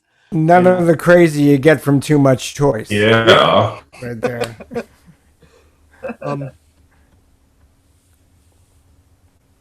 Yeah, I don't have a lot to say about this song. I just always love jamming along to it. Someone got I'll give you a transition. I love the transition into Blue. Yeah. That this ends so happy, and then boom into Blue. So I think it's a great transition. Don't you think the sequencing of this album is brilliant? Mm. Because Yeah, you don't want to go from Little Green to Blue. That's just way heavy, followed by even heavier. Yeah. You know, you'll be wrist slashing after that. There'll be too many sinking. You never make it through the waves. Sure. And she alternates the instrument that she plays. I mean, she starts off with the dulcimer, and then she goes into the piano, then the guitar, then she's back on the. Where are we? We're at Carrie. We're on the dulcimer again. Dulcimer again. At the end. It's like checkerboarded, yeah. And Blue definitely did have to close the side because, man, you need a rest after that. Yeah. Because you got. Don't you all miss flipping the album over? I miss that because albums would be two suites of songs.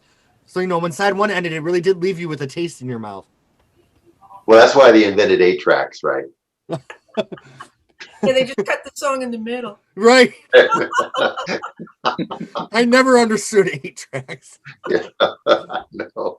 I'm surprised that a voice artist has never found a way to make the exact sound of the splice going over the head, you know, in the middle of a song or.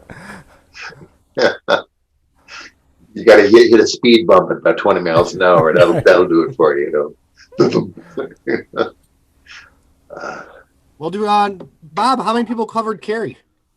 106. Oh, The first one, ironically enough, was Goldie Hawn, 1972. She was a big Joni fan. And the funny thing about Carrie covers is that about 50-50, the artist will say the Matala Moon, which is correct, and 50% will say the mantle of the moon. My friend Ann Hampton Calloway did that, and I was so angry at her. Really that doesn't mean hurts my much. heart a little bit. So yeah, it's number 12 on the list of all-time covers. Also covered in Swedish, Hebrew, and Norwegian.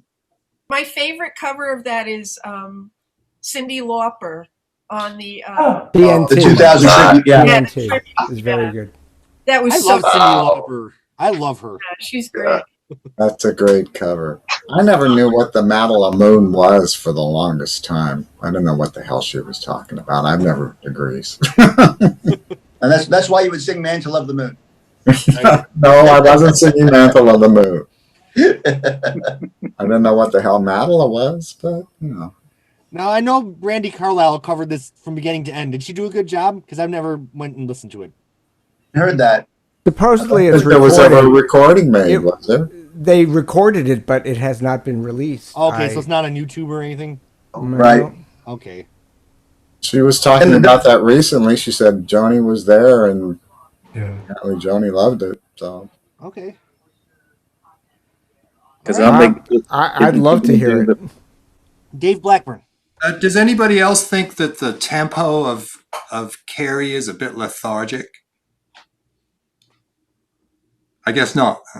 on Blue, yeah, maybe it is a little. On Miles of Ours, they take it a little bit.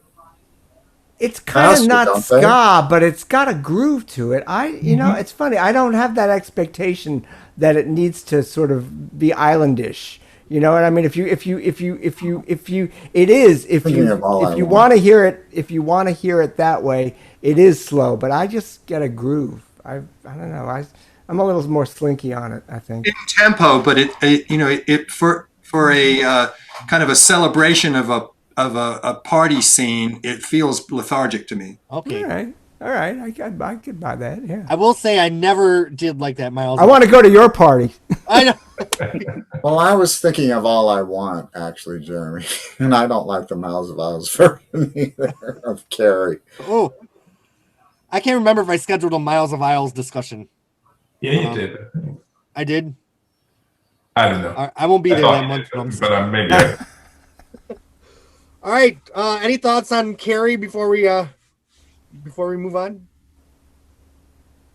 All right, Blue. Nothing to say. Yeah, no. A happy song, very upbeat. You Breezy. can dance to it.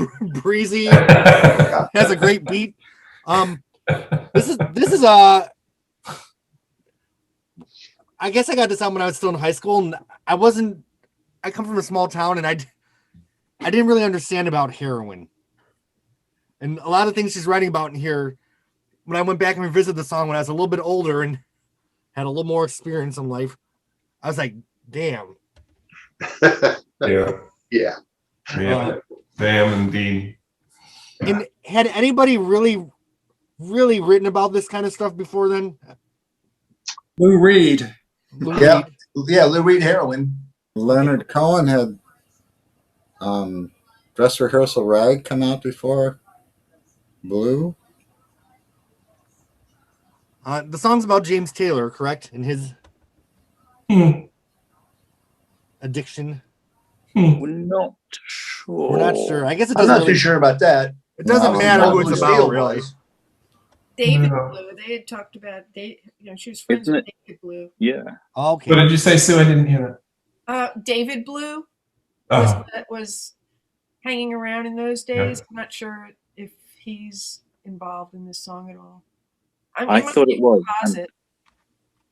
I I don't thought it know was David specifically who the song is about, but to me, it's a wake up disillusionment with the whole world of Ladies of the Canyon. I mean, Right. no, this isn't this idyllic place. This is hell, the hippest way to go. Acid, booze, and ass, needles, guns, and grass. You know, Yeah. there's a lot of crazy people, a lot of fucked up people here. Lots of laughs. And that's Yeah. Yeah. I Yeah. find, and thank you again for the lovely transcription, Dave, on this. I find that this song is, the piano is so scored to the words. It's in a way that she doesn't really respond, I think, that often with her piano work. I think that she just, when the crash happens, you know, when the emotional crash happens, it's devastating. It's just absolutely devastating. And what's funny is when you, for me anyway, when I listen to the recording, I almost prefer to hear the song without the vocal, not because it's not brilliant together with it, but because the piano score that supports the vocal is so telling without even the words. It's extraordinary. It's an extraordinary arrangement. Thank you. So do you kind of feel it's like, let's visit the idealism of Woodstock? Let's see how we feel about this 2 years later. David Blackburn. Yeah, just following on from Chris's point that as far as I can recall, this is the first through composed tune that came out on a record of hers. By through composed, there's no sort of verse chorus format. It like Down to You. It's like the ideas kind of more freely, right? And there's little instrumental moments, and there is the vocal returns. But it's more filmic that way. It's not like a classic song form. And it's almost like she taught herself how to do that on this song. And there's also a really interesting moment, which has a very kind of Baroque quality. This moment where she goes.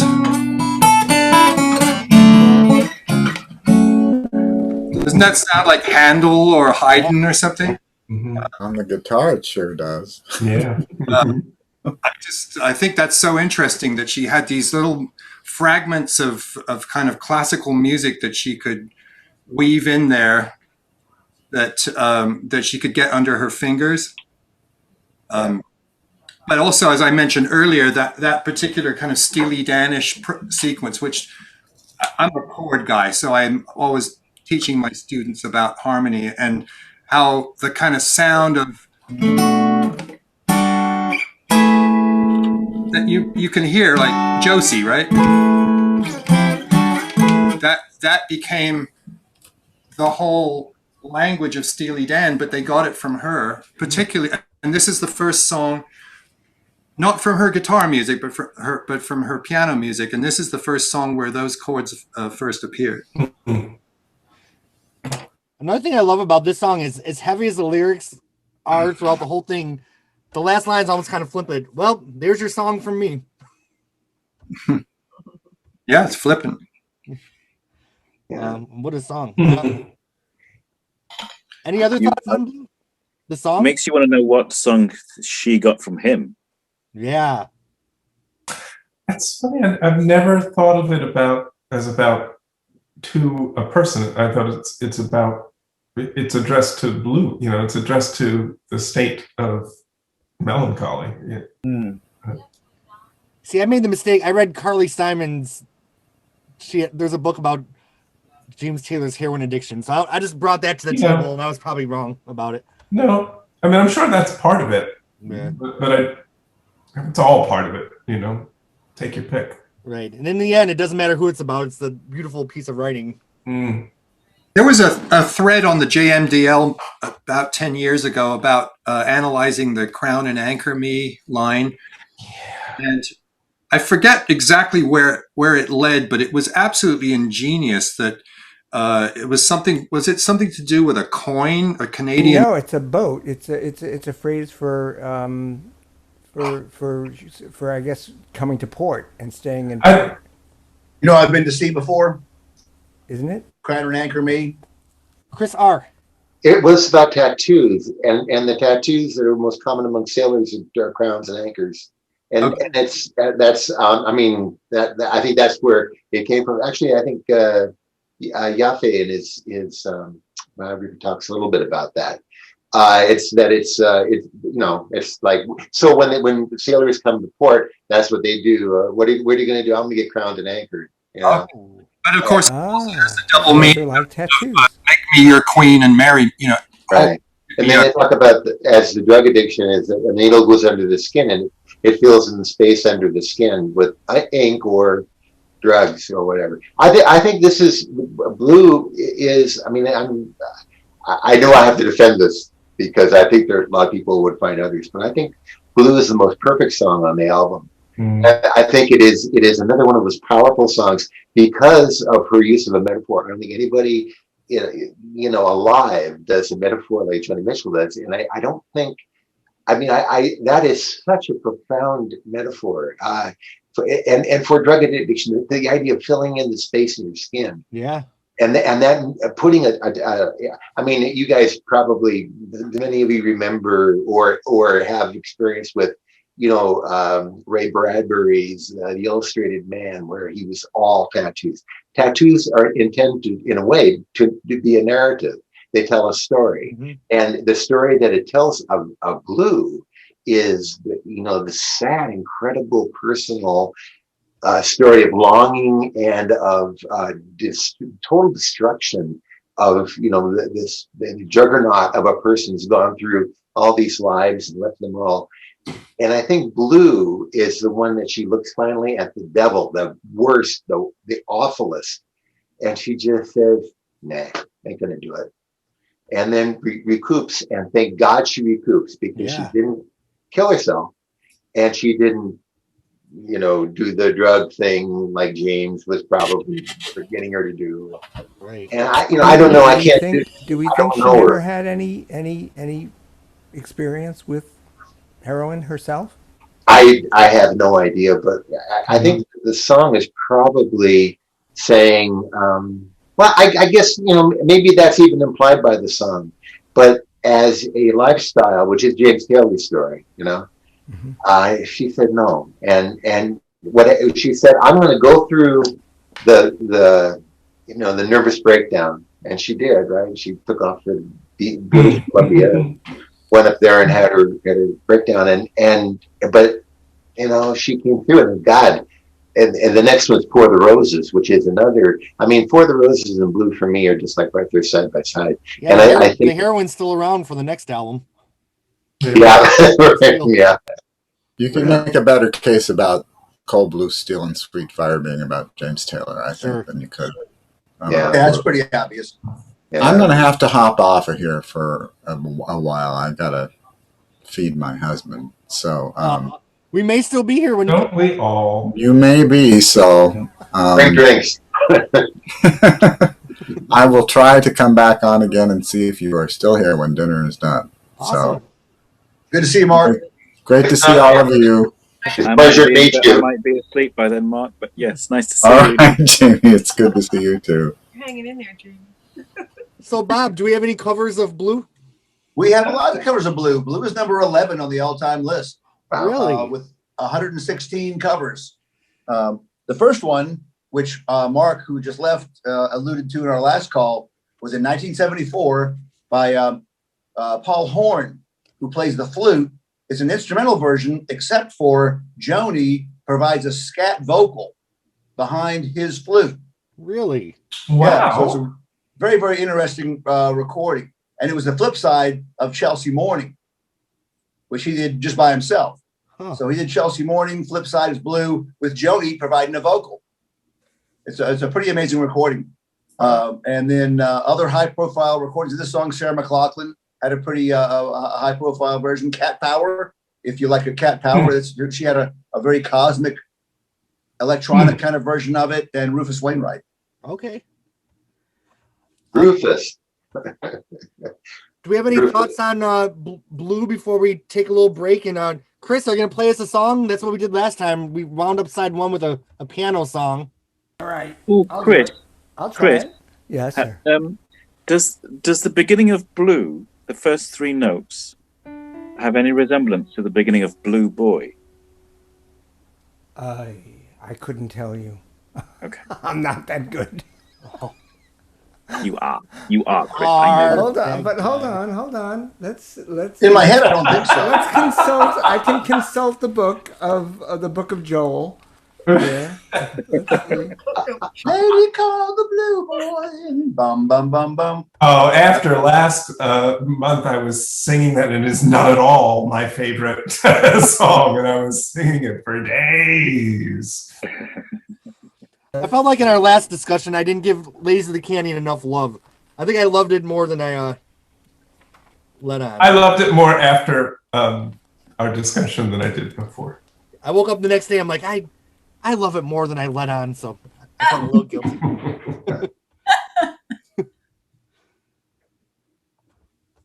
No, there's no F sharp. So it's just in minor. But the first, right. That would be a minor, I guess. Play us out, Chris. Yeah.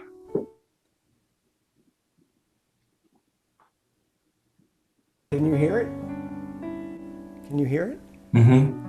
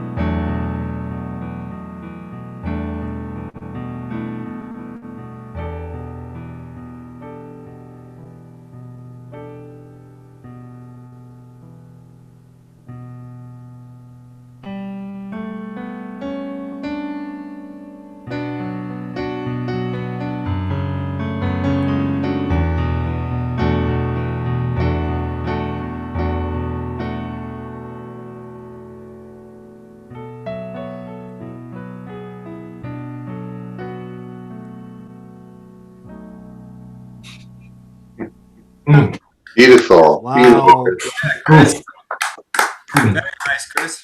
I love ending side one with the Tiger Bones version of whatever track we're doing from the album. It just goes to show compositionally, her music can be played without singing. Yeah. So many of those songs. But that's like what Dave was saying. This is, how did you describe it, Dave? You described it as a through song or something? Through composed is the term. Yeah. Through composed, and it is its own classical piece almost in a way.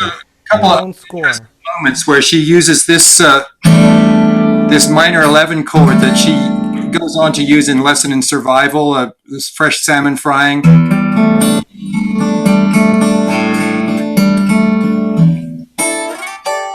That sound she kind of discovers on this tune. And then at the end, this is a tune in B minor.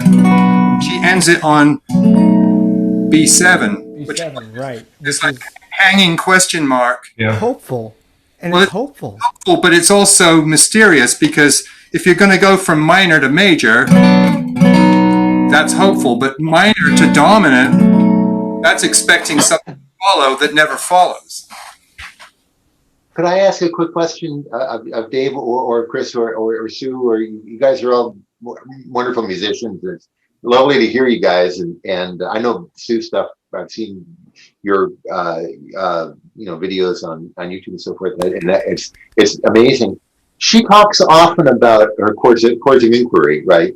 And she says, well, nobody will let you, like when you're learning how to play, nobody will let you use 3 suspended chords in a row, right? But I do, because I find those to be more, fulfilling and whatever. And so in this song, and specifically in this song, are there an abundance of suspended chords that in your playing of them, I mean, I think there are, but I'm not as versed in music theory that I could identify them. There's some crazy suspended chords. E9 suspended. Well, just that D over E sound, this that's a suspension for it's going to lead you to that. And then at the end, like I pointed out, ending on a dominant 7 chord, which is expecting to go, but it never does. So, but she's actually wrong when she claims that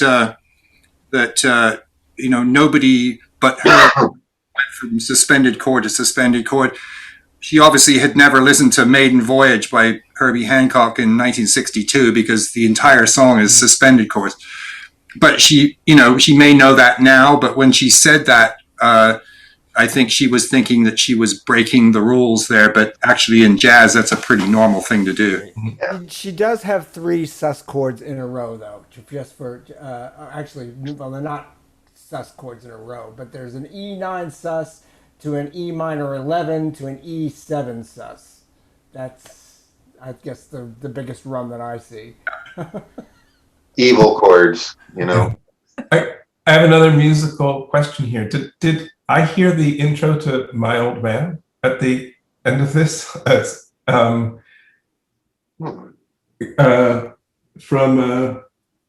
I think it's right after Blue I Love You, and before Here's a Shell for You. I thought, that's, unless I made it up, I get confused. You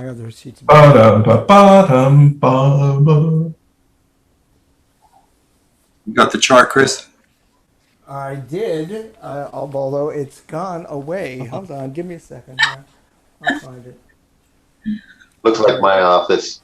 All right. Okay, here's My Old Man.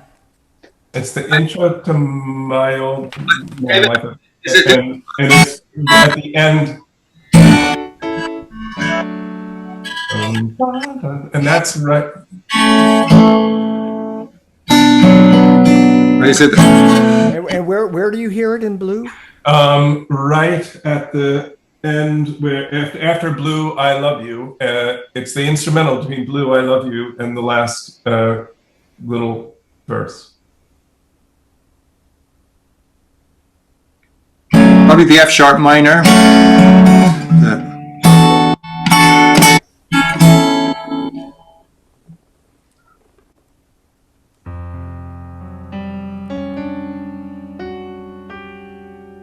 That's not it. I mean, I don't know. Never mind. You can ponder that. I see the F sharp minor. Hmm.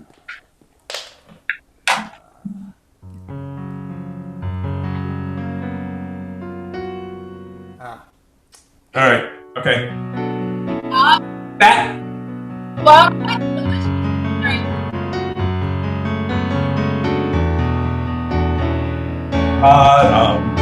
That's In there? Yes. That's exactly what I'm talking about. Yeah. Whether it's There, I don't know how it sounds like my old man to me, I but do hear some I keep having to change headphones, so listen to myself or you. All right, let's take a Yes, 5-minute please, break, Phil. y'all. Are we all up for doing side 2 tonight? Are we all good? yeah. Even Jamie, that's like 4 a.m. there now. I might be slowly dying. I have to bid a fond farewell to everyone, and it's been really a pleasure to talk with you and meet you guys at the beginning. I'll look forward to this again, and hope I can make more astute comments. I love everybody's comments. Well, anyhow, thank you, and Jeremy, thank you so much for doing this. I This is love it. awesome. And it's a lot of fun. You guys are, you know a lot. You may not know. Your collective brain is probably bigger than, what's the name of that Jeopardy computer, the IBM computer that, you know, you guys probably know way more. You know? But it was really, really fun. And the music is wonderful. You guys are also accomplished artists. So anyhow, thank you all very much, and I'll see you next time. See you next time, friend. All right. Welcome back, everybody, to Phonogenics 101. We're talking about Joni Mitchell's 4th album. We're on to side 2. We talked about side 1 for 2 hours and 25 minutes, among other things. And not a moment was wasted. We probably could all sit here and talk about this album for 10 hours if we really wanted to. So yeah, we're moving on to side 2, California. We have James Taylor back on the guitar again, don't we, on this one? But we've just had our rest from Blue, which has devastated us. Yeah, Blue has devastated emotionally. We turned the record over. I know the song California, Lana Del Rey referenced it on a song from her last album, talking about issues of Vogue and Rolling Stone in California, and I got to be cool with my friends and like, this is a Joni Mitchell reference. Because none of them caught it, and then they went back and listened to this song like, oh wow, it really is. So what do y'all think of the song California?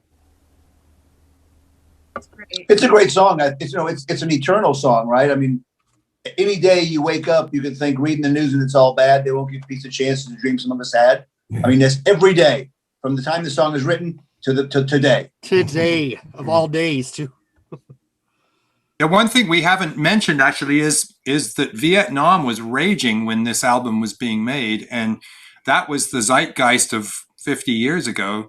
And she did mention in California more about the war and the bloody changes, but she generally didn't talk about politics yet until the 80s. But you know, it was a pretty heavy time for the country. Yeah, a lot of people don't get that reference to a sunset pig. Oh yeah. You know, I mean, that's what people called cops in those days. Mm-hmm. They were called pigs. And it's on Sunset Boulevard. Yeah. And do we have Sneaky Pete on the slide guitar here? Yeah. He sneaks in. It's good old Sneaky Pete. Stu, you sing and play this song on the dulcimer. Is this a hard song to count? I find it, you know, and I know my limitations as a singer, believe me, but I find that it's very hard to count. Is it? Well, I haven't played it in a while. When Jimmy bought me my dulcimer last year, I went through most of the songs, and I found Carrie to be the easiest one to play. But I really enjoyed playing California.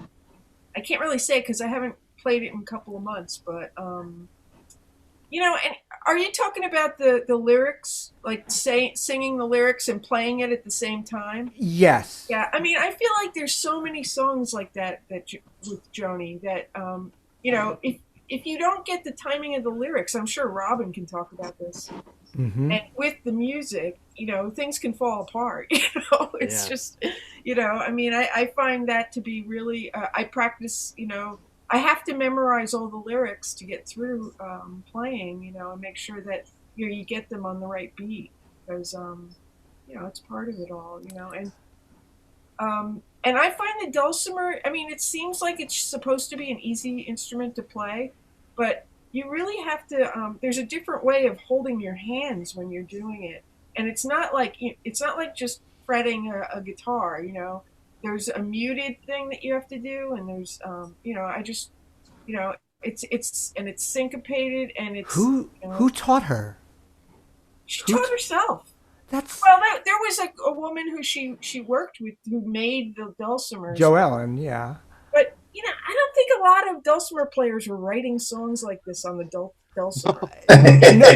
Nobody else, it seems, commercially releases them. That's for sure. And I mean, she kind of like created the category and closed it. At the same time, nobody has really taken that instrument and brought it, made it their own. I mean, the only other dulcimer player other than you that I know is, Enid. Enid plays all those really well. I mean, Steve Dawson. Oh, yeah, Steve, right. But what's interesting about at the database is that Howard transcribed, I think some of the dulcimer songs into guitar. Okay. And they're very popular. Like A Case of You is Howard's, guitar version of the dulcimer. Ooh. And a lot of people will just play it on guitar, And, the sound of the dulcimer is one of the features of it is it's got a drone string. Right. Yeah. So you can do that on the guitar. Mm-hmm. Yeah. And so I do All I Want, and I do Case of You on the guitar, but I try to use that drone string technique to kind of gesture at the dulcimer sound. Right. And, dulcimer is usually tuned to DAA. And she, All I Want is G sharp on the drones and on the drone strings, and then F sharp on the top, And it's like, there's a constant shape then that she's using. That's crazy. I mean, I'm not sure how her mind works on she works her tunings with the droning all the time. It gets more so with the later stuff, I think, that she really works the drone strings on the guitar tunings that she does. Sue, question for you and also for Robin when she gets back. The Pink Dress concert, for example, she does a little thing different where it sounds a little bluesy at the end of a couple of phrases. What's the lyric specifically? Yeah, that concert was 1970, so she was probably writing these songs while. Okay. Yeah, but there was something different from what she did. She ultimately released that I can't tell if she came to later or I guess it was before then, and ultimately decided to make it a little bit more conventional and maybe resolve it. Mm-hmm. But there's something she does. She has no problem writing a song the night before and then performing it, even though it's not finished. I mean, she did that a lot in the cafe days too. God, even on the archives where she's talking about, oh, this is a little song I wrote 2 days ago, both sides now. I know. Okay. She performed Cactus Tree. I don't think it's on the archives, but there's a bootleg where she's performing Cactus Tree for the first time. She wrote it the night before, and the lyrics are a little different, It's just amazing. I really like what James Taylor brought to California. The guitar part is really iconic, I think. Even though it starts with the dulcimer, as soon as he comes in, it sounds warm. Mm-hmm. The track sounds warm, and so yeah, I just wanted to point out that his contribution was was not insignificant on either No, not at all. I think this and All I Want. We didn't mention that earlier, but the the sound of the dulcimer is interesting, but it kind of doesn't carry the song by itself because it's too scratchy. And so you kind of need to warm it up with something else to come in and join it. His guitar grounds the in the perfect. He's also the perfect choice of a guitarist. I mean, to complement that, because what he does is he plays those melodic, structures as he plays in a totally different way than she does. I think some of the lines that he came up with in California are as much a part of the tune as the melody. I mean, I'm doing this agreed. But when isn't this he does this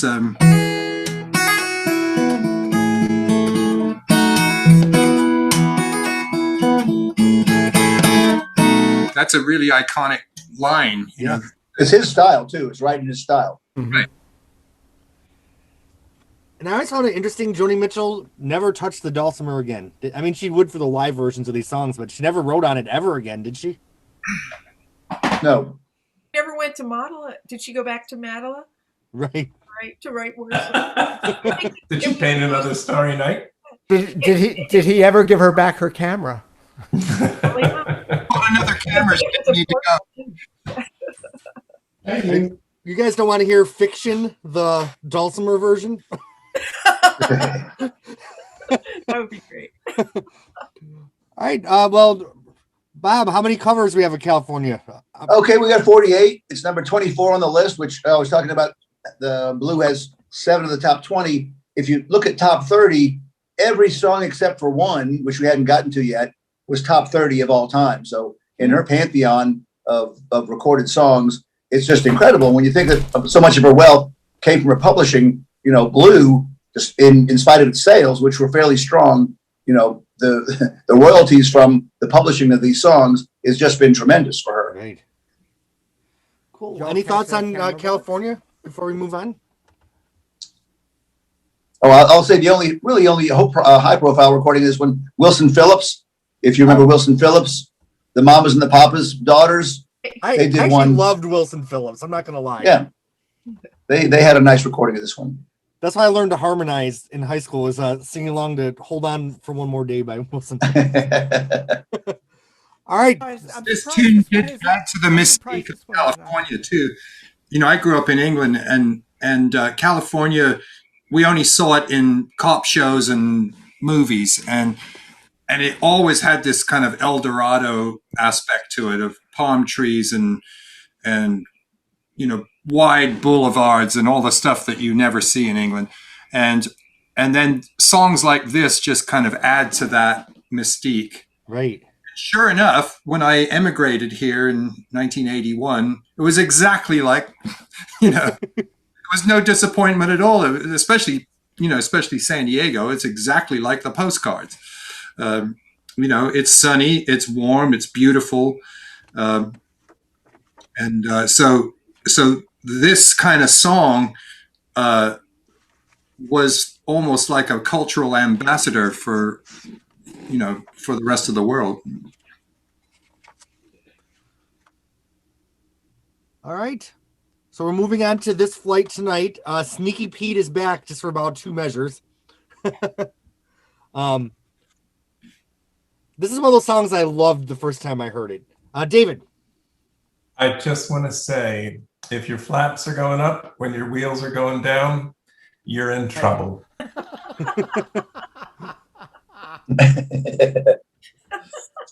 That plane's going down. Doesn't this song really feel like you're on a flight, though? Like, it really takes you here. It kind of swoops. Yep.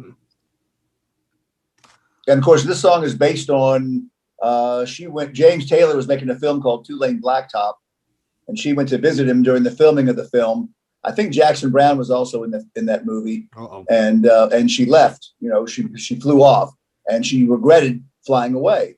So it became, I shouldn't have got on this flight tonight. I guess in her heart of hearts, she wanted to stay.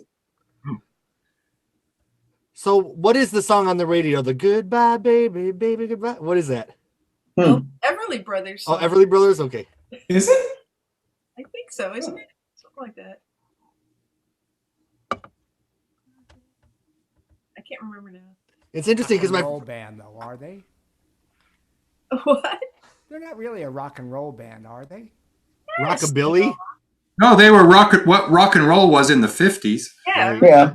They You look were- at Wake Up Little they were the Susie, that was that pioneers. kind of style. So Bob, when I was about 14 or so, and I went to see Nazareth, Yeah. the loudest band. They were louder than Spinal Tap. Oh, But they played This Flight Tonight. They did a cover of it, right? it was a hit. This was song. this was Nazareth. This was probably Nazareth's biggest hit. 1973. It was the first cover of this song. They had a huge hit with it, and it's really funny because there's maybe 2 or 3 covers. There's 62 in all. It's number 20 on the list, so it just did crack the top 20. But there's maybe 2 or 3 that honor Joni's version. The rest of them are all heavy metal bands doing Nazareth version, which bum ba bum ba bum ba bum ba bum ba bum ba you know, and that's what they all do. And there's a speed metal version that says, you know, look out here, I'm going to snap my neck. And I mean, it just gets Oh, really my out goodness. with This Flight Tonight covers. But a lot of heavy metal bands. I don't know of anybody bigger than Nazareth that did it. And Joni refers to it as, you know, me and Nazareth song. Oh, Yeah. Well, she should count herself lucky that she never had to sit, 80 feet from the stage like I did. I was stuffing anything I could find into my ears to protect myself at age 14 when you like loud stuff. You know? right.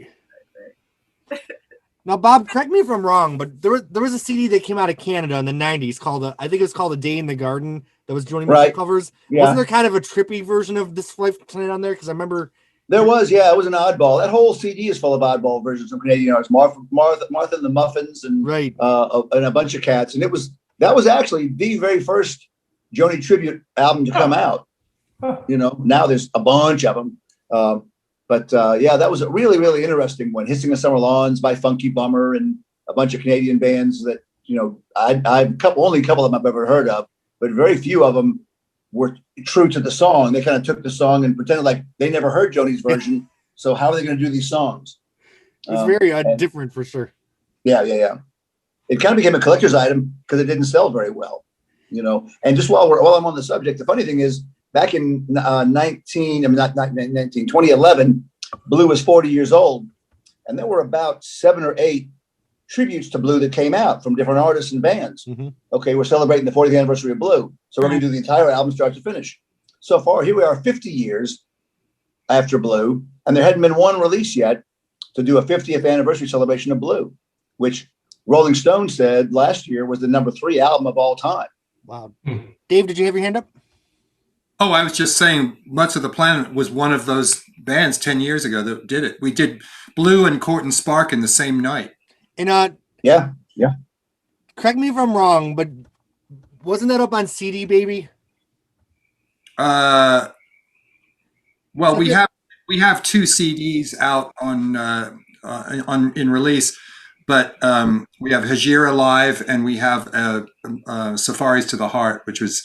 But our Blue and when I interviewed Max Bennett for JoniMitchell.com back in 2011, and at the end of our conversation, he asked me what I did, and I said, well, actually, my wife and I have a Joni Mitchell tribute band, and he said, oh, interesting. I said, well, we actually, put out an album not long ago. Oh, I'd like to hear it. So I sent it to him, and the next day he listened to it and was really into it. And he said, I want to play with you. You need a bass player. Oh, wow. Bennett asking us if he could play with us. And so Robin said, what if we move our bass player over to second keyboard so he can do, strings and things, and have Max do bass. So we decided to do Blue and Court and Spark in one evening. Wow.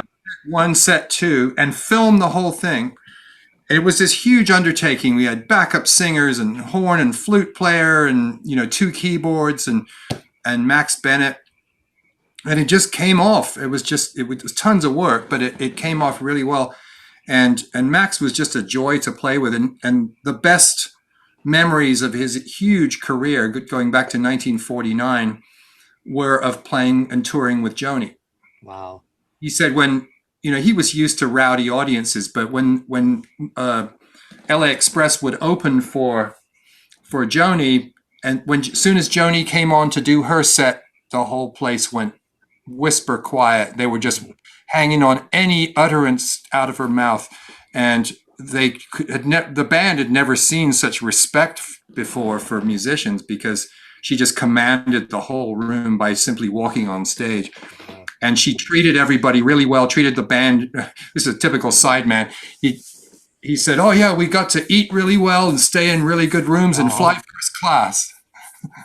So Max was a sideman to the end, Yeah, Dave, I remember listening to samples of your CD years and years ago, and I thought it was wonderful. So it's cool that here we are now. Yeah. All right. Well, do we have any other thoughts on This Flight Tonight, Sue? Well, I just want to say that this song would actually fit pretty good on For the Roses too, because of the tuning and the way that she started to do this slack tuning with the low G. So the 2 bottom strings are like really loose, open G, open G. Well, with the 2 strings down, and she does the slaps and all this kind of stuff, and that's when she was really starting to get loose with the guitar. Starting with this, I think it's with starting this song, and I really love playing this song. It's just so fun. Was there a connection between this song and Hunter somewhere? Well, yeah, they're the same tuning. That's what but I thought, but is there anything else about them that's similar? Because for some reason, I have this memory, and I don't know if I dreamt this or what, where there was another song that she wrote that had completely different lyrics, but had the melody and the tuning and the rhythmic strumming, the whole thing of This Flight Tonight. Yeah. And I don't know where this came from in my mind. Well, Electricity is in the same tuning, and I'm trying to think. Well, this was almost. Well, this is when she was doing the G. I call them the open G variants, where she with cold blue steel. Right. That has the C. It goes down to C. Yeah. And she really loved playing all those tunings. I would think, going into For the Roses, right. And maybe, This Flight Tonight was one of the first songs she wrote in that new style of just. There is something about, you're right about the rhythm guitar work that starts about here, that is starting to get very, very sensitive. Cold Blue Steel and Sweet Fire goes that way, and even again in the same tuning, Don't Interrupt the Sorrow. I find I have a real hard time playing any of those because the Coyote, even the rhythms are so sensitive to how everything is struck that I can't get them right, and I'm so jealous of her ability to hear this and create that type of rhythm and do it so consistently. Yeah, she gets so percussive with the guitar. It's so consistent. But if you think about it, that comes from playing the dulcimer.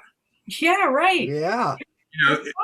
You have really no choice but to scrape the dulcimer, right? So you're going with this groove thing just by having your arm moving back and forth. That it's totally different from something like Dawn Treader, which is this very Baroque, intricate kind of finger picking thing that she was very good at. And then she just abandoned all that completely and went for this pocket thing. And in This Flight Tonight was like playing dulcimer on the guitar. Right. like an octave down from a dulcimer, but you know, it was a similar vibe where it's much looser. The first time I heard Hunter, I thought it was just This Flight Tonight with different lyrics, but they are two totally separate songs, correct? She wasn't Yes. using the same music. Okay. I was thinking, that's what I was asking about, whether or not there was another connection between. Right. Is it like a coyote and Don Juan's Reckless Daughter? Yeah, right. Yeah, they're the same too. All right. Do we have any thoughts on This Flight Tonight before we move on? All right. Well, the next song is now looked at as one of the classics of all time, correct? I would say. Yep. River starts off with Jingle Bells. A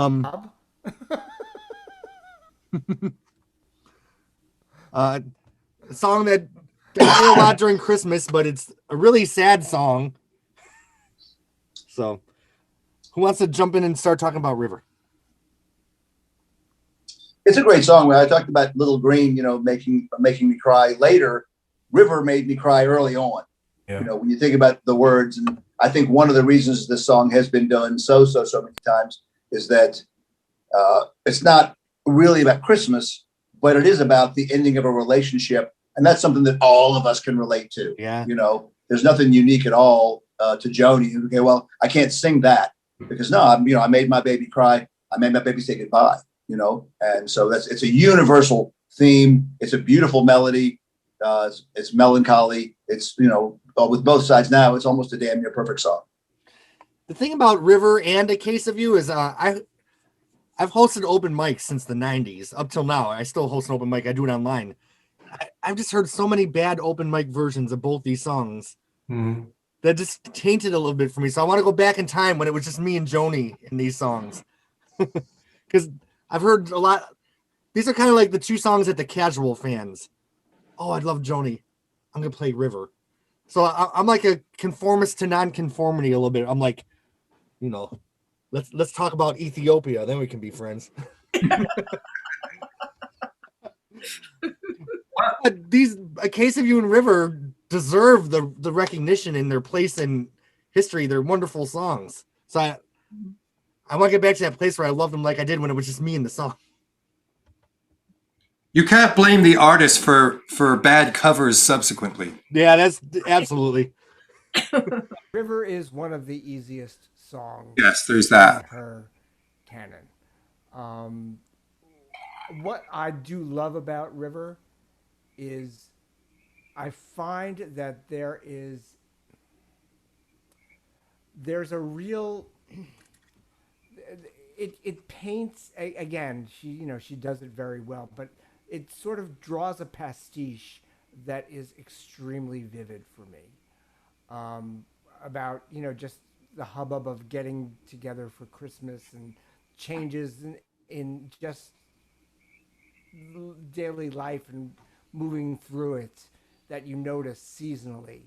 But what I love about it is when she says, and everybody wants to run away at some point in their life. And, she wrote a whole album about it, but everybody loves to run away.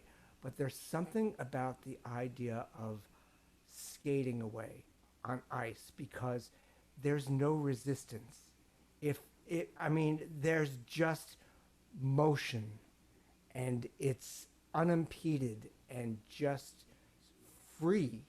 It really it's like gravity, but in the horizontal, and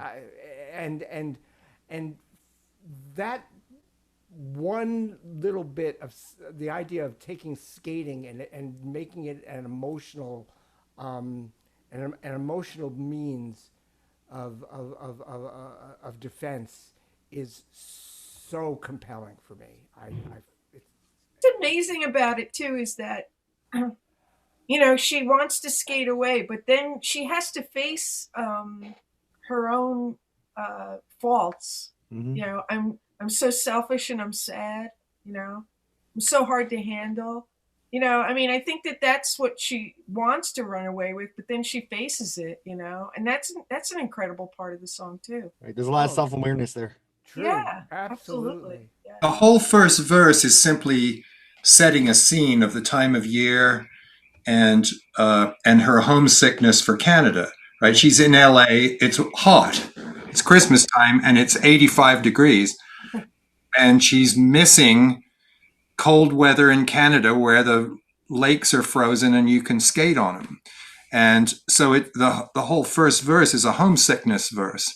And then she does this deep dive into her personal love life, which is almost unrelated to the first verse. The first verse is almost like a scene setting in a play, like here's what we're looking at, and then the Here's dialogue, the context. right? The context, and then the rest of the song never mentions Christmas again, except for the reiteration at the end. But it's really becomes a context for homesickness and dwelling on, I've lost my baby, I'm missing Canada, it's fucking hot here, all these things that she was going through her mind, she managed to cram into this song and then finish it with, jingle bells. The idea of being be the most ironic out of water. Huh? She's a fish out of water. Right. She doesn't feel she belongs, and part of it, as Sue mentioned, is her own doing. She is hard to handle. She's selfish. She's sad. She's, you know what I mean. She's taking her lumps here. Mm-hmm. She's delivering her own lumps to herself, and it's an honesty that is so rare. Yeah. It's. And I think it breaks down the mythology of the whole, Christmas time is so joyous and it's the most wonderful time of the year. It's also the most popular time of the year to commit suicide, right? Yeah. So and it's this nonstop joy. And I think she reached she hit a touchstone where people are like, yeah, Christmas can really suck. I just lost a loved one, a parent. I broke up. I lost my job. All those kinds of things that happen at Christmas time that lead people to a deep depression. So yeah, it's not the most wonderful time of the year. It sucks. I think that there's too much expectation. It's like you're supposed to be happy. Yeah. We must get together and celebrate. Right. But when you're sad, you're sad. Yeah. We've made the parallel between Blue and Hejira a couple times with the photograph on the album cover, then the cheekbones. Yeah, the cheekbones. So the river that Joni's skating away on in this song, When I Close My Eyes, is not the same place she's skating on the cover of Hejira. Correct. It's a lake in Hejira. Yeah. But the scene in she my wants to skate for the beauty of skating.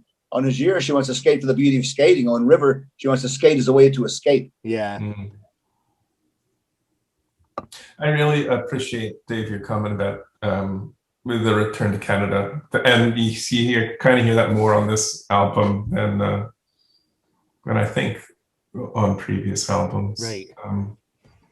There's just it's odd that California was kind of a celebration. I miss California. I'm gonna see the folks I dig, and then what is it? One song, 2 songs later. Yeah. She's missing Canada and wishing it weren't so damn hot. Yeah. Context of how this album plays. Okay. I'm thinking about right now of Chris Christopherson. And I'm thinking this is about maybe, in my mind anyway, this is where he hit the tipping point and said, wow, Joni, keep something for yourself. Between Little Green and Blue and now this, well, the worst is yet to come. I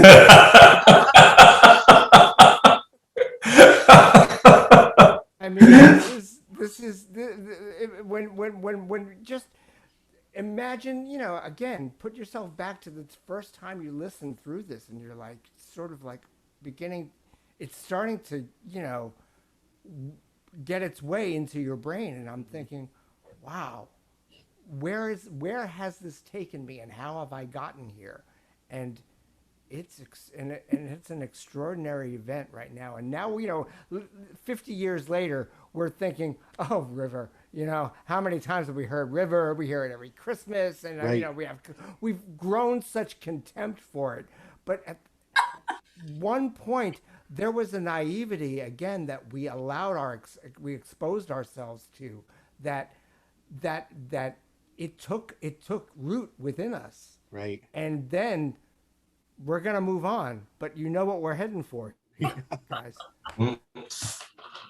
Well, before we head there, Bob, I think I forgot to ask you how many covers of This Flight Tonight there were. Oh, This Flight Tonight, yeah, there were 62. It was number 20 on the list. Okay. Most of those are covers of the Nazareth cover of Joni Mitchell's Okay. songs. And how The about vast River? majority.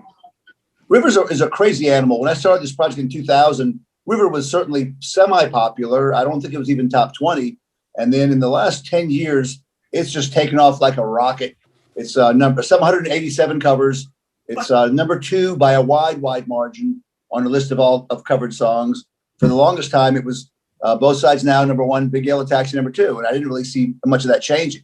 All of a sudden, River takes off. It's like it was almost like on Both Sides Now, where every singer of renown put it on their record. You know, starting with Linda Ronstadt, the Indigo Girls back in the 80s. And then you had Barry Manilow, Sarah McLachlan, James Taylor, tons and tons of them. And it's just become a holiday standard. And I think, you know, people want to put a sad holiday song on their, you know, their otherwise joyous Christmas album. That plus nobody can do Baby It's Cold Outside anymore. How was Linda Ronstadt's version? Did she do a great job?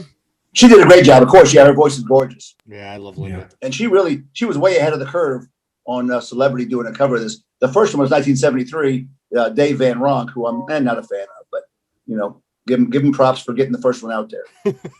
Robert Downey Jr.'s version sort of makes that was good. That was a good breakthrough. Yeah, from Ally McBeal. They did a Christmas CD, and he did River on that. And it was a really, really good version. Really? Yeah. Right. But did it? And I mean, I dread it when I'm collecting these things. Spike after his version, like, you know, we're a bunch of people probably said, well, if he could do it, I could do it. You know. Yeah. When exactly was the song reintroduced into the cultural mainstream? I mean, more or less maybe 10, 12 years ago. And starting in about November 15th to January the 10th, it's just the floodgates open up.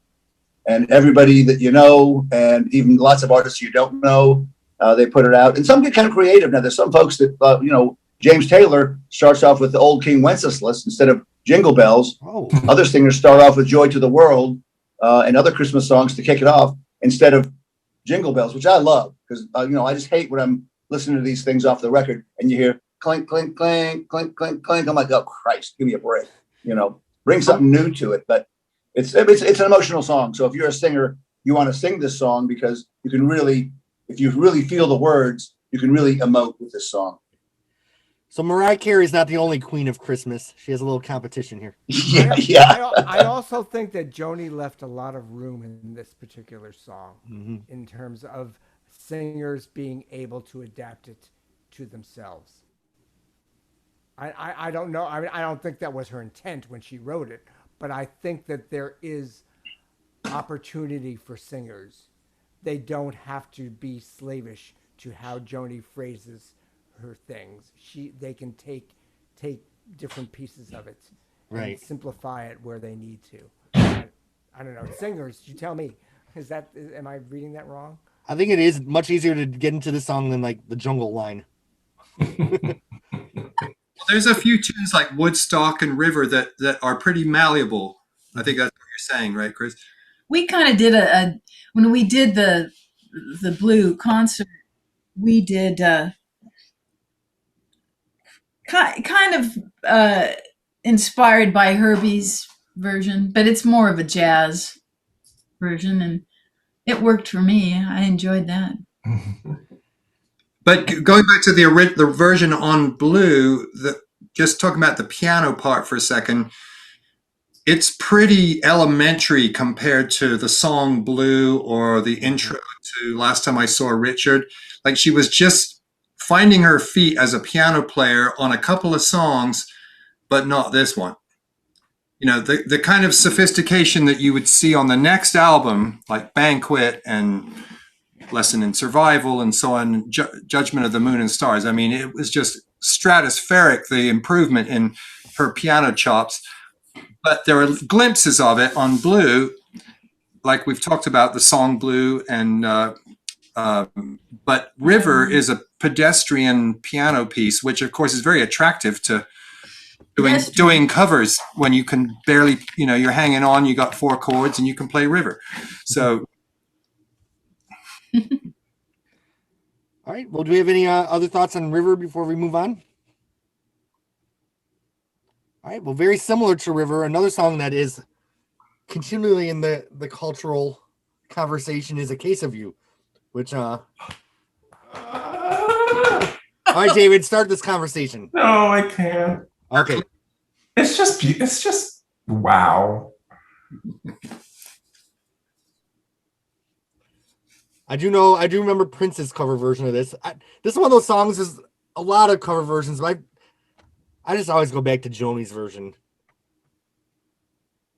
The honesty of her delivery, I don't know. It's beautiful, and I always did love the "Oh Canada." It seems like we're back to the Canada again. Yeah. I love the in this very, very intense song, you've got an image like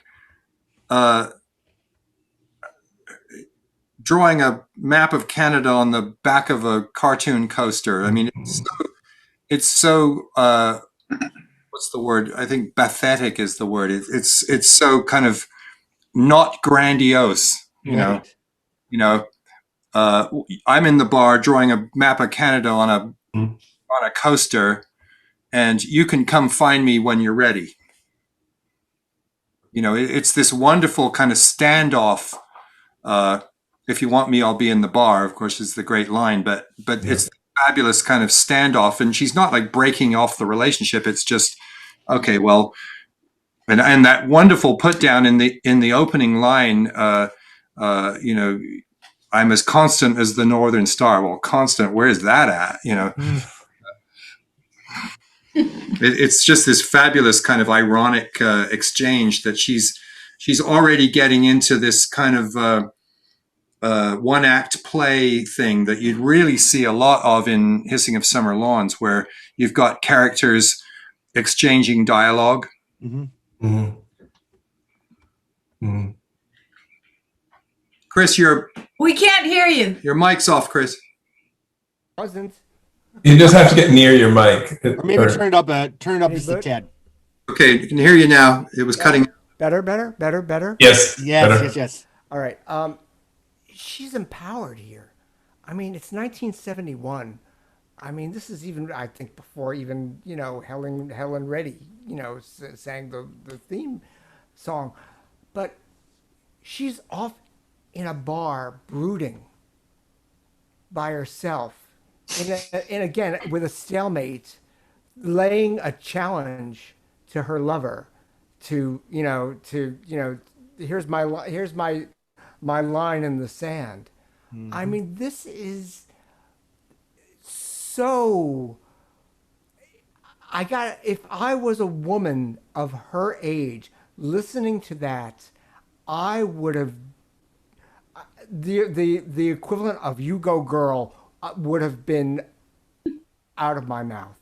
Mm-hmm. It's absolutely amazing, I think. I'm trying to just think in context. As you're saying that, I'm thinking of the line in Both Sides Now where she says, "You leave them laughing when you go." That's the same type of thing, It's like, I've looked at love from both sides now, But I mean, I don't think that she really suffered fools, to tell you the truth. Mm-hmm. But and there's a whole discussion about I knew a woman, she had a mouth like yours. Yeah. Nobody seems to have ever come to conclusive proof of what that's all about. Isn't there speculation that there's another Leonard Cohen association with the song? Yes, that's true. And I've heard it was James Taylor and James Taylor's sister, but Heard that too. Almost doesn't matter though. She knew No. you knew your devils. Right. Mm-hmm. Mm-hmm. Be prepared to bleed. But you're in my blood. Yeah. And And by on her '83 tour, she described this song as a drinker's bet. You know, I could drink a case of you. I could drink you at the table. Did she do this on the dulcimer in the '83 tour? Yes. Okay. Yeah, I think that's the last time she played dulcimer, isn't it? Yep. The line, "A case of you," right? Now, the first time I looked at the album jacket and I said, "Okay, a case of you," and I thought the situation of you, whatever. I never dreamed that it meant a case of wine or a case of that it was a quantity involved and a potency situation. I thought it was going to be a description of a type of a relationship. Mm-hmm. So I felt, I didn't feel cheated by that, but I felt like kind of slapped in the face a little bit by the fact that she would use the language that way. Anybody else feel that at all? That wasn't what they were expecting necessarily? Jordan, I felt like Joni Mitchell can hold her liquor, so she would still be on her feet. Mm-hmm. And I also there's something about the case of you as an illness that I can I can survive this. I can survive a case of you. I also have a friend who immediately thought it was a reference to fellatio. I thought, come on, who could? That's shocking. Look at, I'm like, and I was mostly shocked that I hadn't thought of it. But wait a second, Leonard Cohen had already written his song in the Chelsea Hotel. So. I don't get the fellatio bit, but it's just swallowing semen. That she could swallow a case. Right. I know. Right. I'm sorry to bring that up. I'm sorry to give you that image. But now I share it with you. But I had to be told. I hope you bitch slapped him really hard. No, it was a her. Oh, go on. I know. There goes your podcast, Jeremy. You can edit. You just see my mouth moving. I honestly have a statement to make to this, but it's too nasty, so I'm just going to censor myself. And okay, no. I only brought it up for completeness. It said she was on her feet, not on her knees. Yes. Okay. All right. So, A Case of You. Great track. Oh, the best. I'm going to admit one thing. At one point when I was in college, I took an acting course, and during the acting course, they asked us to bring a song in and sing. So, not realizing my limitations at that time, I actually sang this song, and I want to believe it was not as terrible as it should have been, but it just struck me as a really powerful piece of writing that I thought was theatrical and personal, and I don't think I'm alone in that assessment of this incredible song. I'll just interject a little chordal moment here. So this tune is based on a descending major scale, and it's exactly the same as A Whiter Shade of Pale. You've got Just before our love got lost. Da da da da da da da da. I hear it. Da da da da da. Now here's what it. Da da da da da da da da da da da da. Wow. Very classic progression. Classic of two. Well, no, I mean, there's a million songs that use a major scale, but there's a couple we know, right? Wow. I would never have thought to lay those atop of each other. That's really impressive, Dave. I have to say. Where's the mashup? Someone needs to do a mashup. Yeah. So, Bob, how many people covered this one? Just before 423. It's the number 4 cover of all time, with over 400 covers. First time from Susan Webb, who was Jimmy Webb's wife. Oh, Jimmy Webb, of course, who Joni collaborated with several times on songs. A great songwriter in his own right. Wait a second. Jimmy Webb and Joni collaborated on songs? Yeah, sure. Many times. He did a song called Walk Your Feet in the Sunshine that she is singing background vocals on. So you can go on the website, and there's like a collaboration page that Simon has listed. There's about 3 or 4 songs. That's so weird because I'm like not Facebook friends, but yeah, kind of like Instagram friends, like with Jimmy Webb. And we've done a little bit of back and forth at some point, and he actually belongs to my nephew's yacht club somehow. So it's weird. There's like a lot of Jimmy Webb connection that I haven't exactly figured out. I had no idea there was a Joni connection in there. I knew she went to his wedding. Now was Susan the 16-year-old? I'm not sure how old she was. It was 1975. But back to that Canadian tribute, Back to the Garden CD. A Canadian band called Sloan did this song in a heavy metal version, which apparently was extremely sought after. Made this record somewhat of a collector's item because it did not do very well. And then in 2000, as we all remember when we saw that show, Diana Krall played it in Madison Square Garden at the Joni tribute and basically exploded it, reintroduced the song to a whole new generation of singers. And from that point on, it was just kind of a trigger to everybody else wanting to do that song. Right. She really put her own stamp on it and reinvented it. Well, I'm glad I've held on to my Day in the Garden CD now that's a collectible. Yeah. Weird little album. No, she did that at the TNT tribute too, didn't she? That's what we're talking about. Yeah, it's Madison Square Garden. No, TNT was in at That's right. That's right. It was a different. Right. Yeah, Rogers Hall or whatever it was. Yeah, that's where she first did it, and that wasn't released. Of course, it was never released on DVD. It was for a Academy Awards nomination thing, but she put out a Live in Paris in 2002, and it was on that one as well. Right. The first time we all heard it was at that TNT release. Okay. And it was very idiomatic. It was really not like Joni's version, right, at all. I gave her a lot of props for that. She tends to, Diana tends to go a little bit, into her own idiom. She did it again with Amelia for Joni 75. I thought a bit, but she knows she's got chops. There's no doubt about it. Yeah.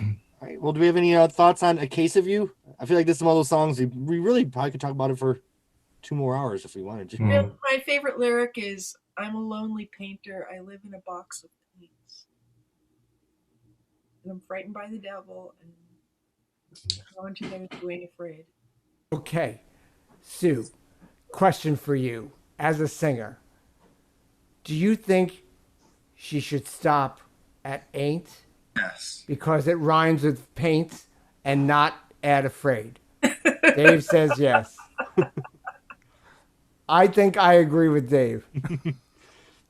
I like when she said, "Love is touching souls." Well, surely you touched mine. Yeah, it's a great song. Yeah. As a piece of lyric craft, that feels really awkward to me, having that word afraid. As a sentiment, it's good sense, but as a piece of craft, it feels awkward. Which is weird because she's not really usually awkward with her lines like that. Exactly. So it stands out. All right. Everybody takes it. Diana, Katie Lang did it too, right? So She did, yeah. And she On also Parallel. right. She doesn't drop that line either. And I would have thought she would have if she thought she had permission to.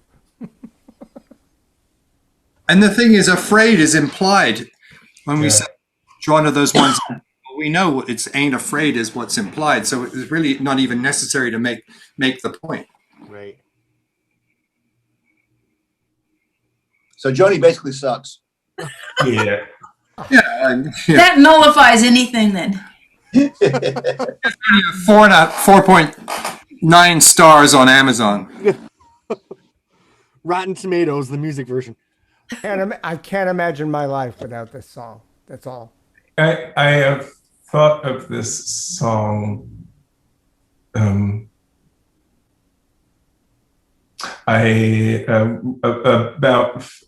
members of my family, my father, my brothers, who with whom I have problematic but deeply loving relationships, and that's where it rings really deep for me, especially one of my brothers who loathed Joni Mitchell,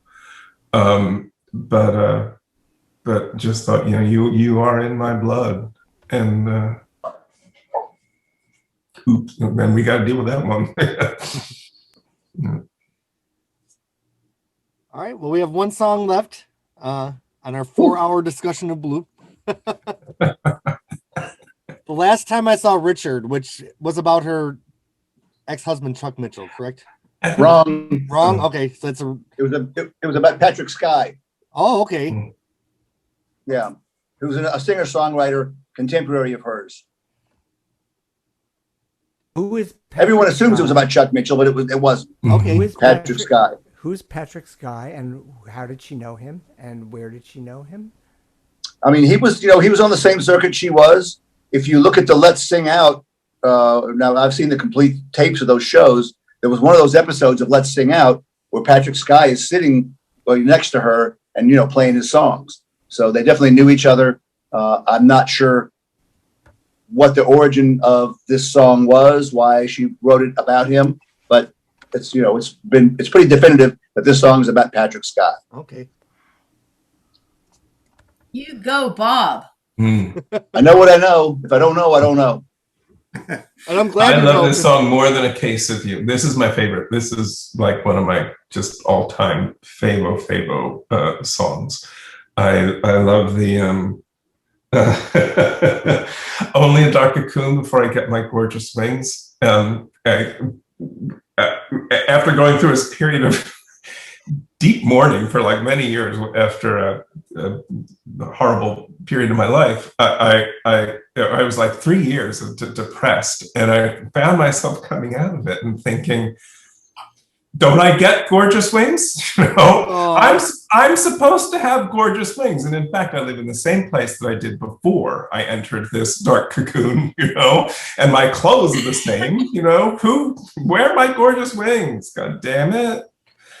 But I love this song. I do. Every lyric, every word, every Where note. do you think the barmaid is now with the fishnet stockings? Is she still with us? Yeah. She's working Vegas. Yeah, she's in Vegas. And it's really two songs. I mean, if you listen to it, that beautiful piano intro is a song unto itself, and it's a gorgeous piece of music. Yeah. And then that comes to an end, to transition into the song itself. Last time I saw Richard was Detroit in '68. And so it's, she could have done something totally different with that piano intro, but the fact that she includes it on this song is just, it's brilliance. Well, that and Blue are the two impressive piano pieces of piano writing on the album, I think, which would really flower on the next album. Right.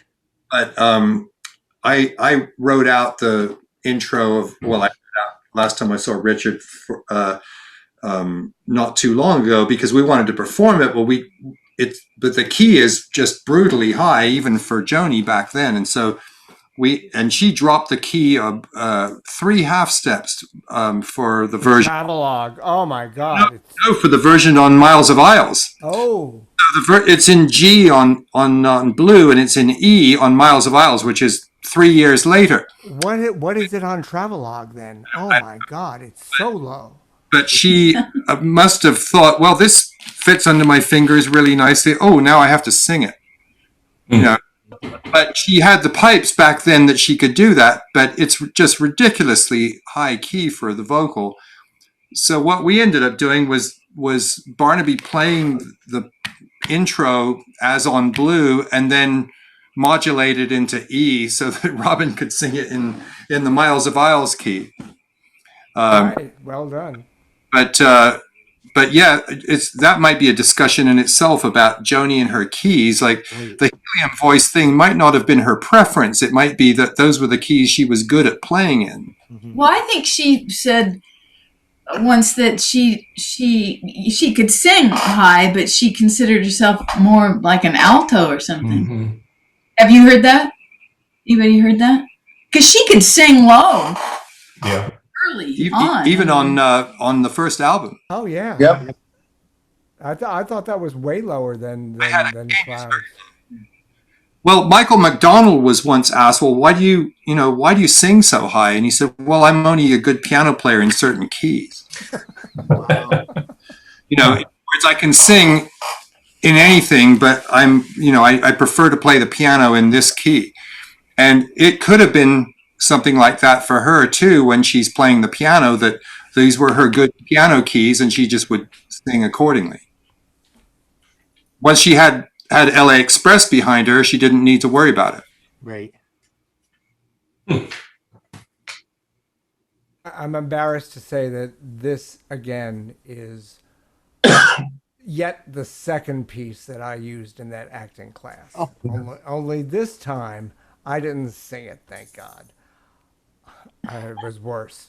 I acted it out, and I was both the narrator and Richard, and it's a dialogue. This is a dialogue. This piece, and it is really freaking powerful as just a spoken piece of work. It really is. David, try it out sometime. I know you. Yeah, sure. Do it. But it's a better song. Now, Chris, you're not going to treat us to that performance tonight? No chance. Oh, come on. Did you do it on 2 chairs? Did you move between chairs? Not at all. Not at all. Not at all. I just have to say, David, at the Ruby Lake, when you did Don Juan's Reckless Daughter, that was great. Breathtaking. Yeah. Thank you. Y'all remember that? Oh yeah, sure. Time. I like on Richard where she rhymes skater with coffee percolator. I know. Yeah. Yeah. To be one of the most arresting opening lines of any song ever written. This run-on sentence that is like a paragraph before the second chord.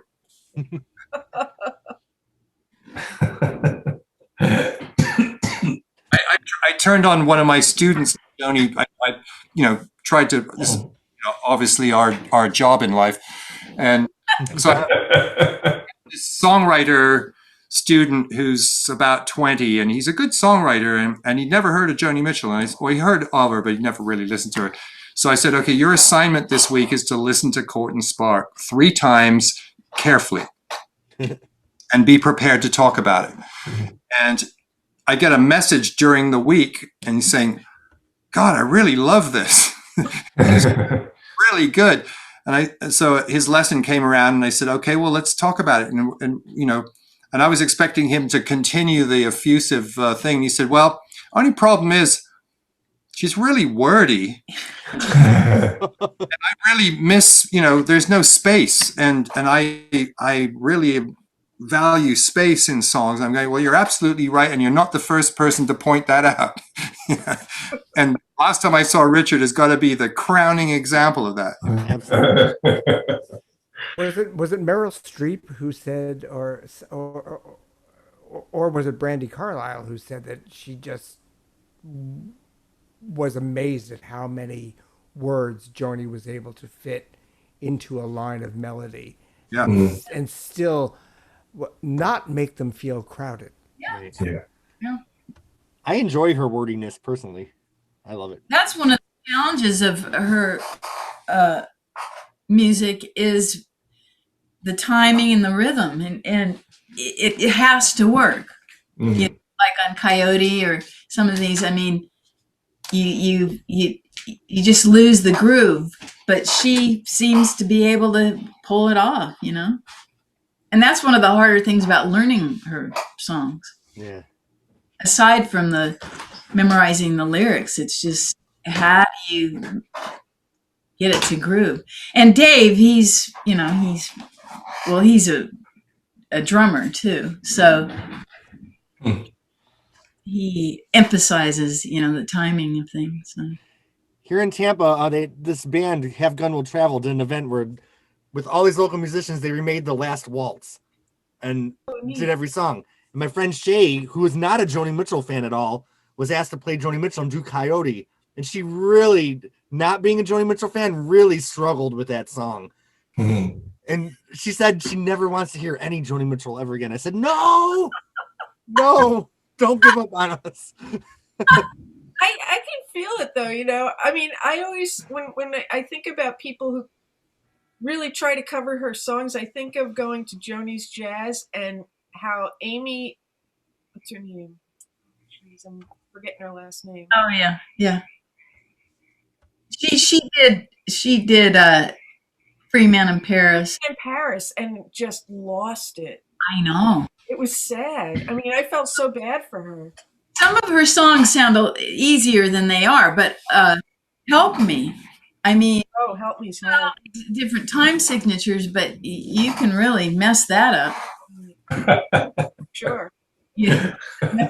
Amy can, right. Yeah. But Coyote's fun. I love Coyote. Once you get it, it's really fun to perform. Yeah, I'd love to do that. I find the rhythm the rhythm guitar strumming so sensitive that I can't sing anyway, so it doesn't matter. But the idea of being able to convey thought and emotion and voice and timing and hit that strumming is just so beyond me, beyond my Practice. Go ahead. What's that, Sue? Practice. How many more decades do you think I have left? Yeah. Well,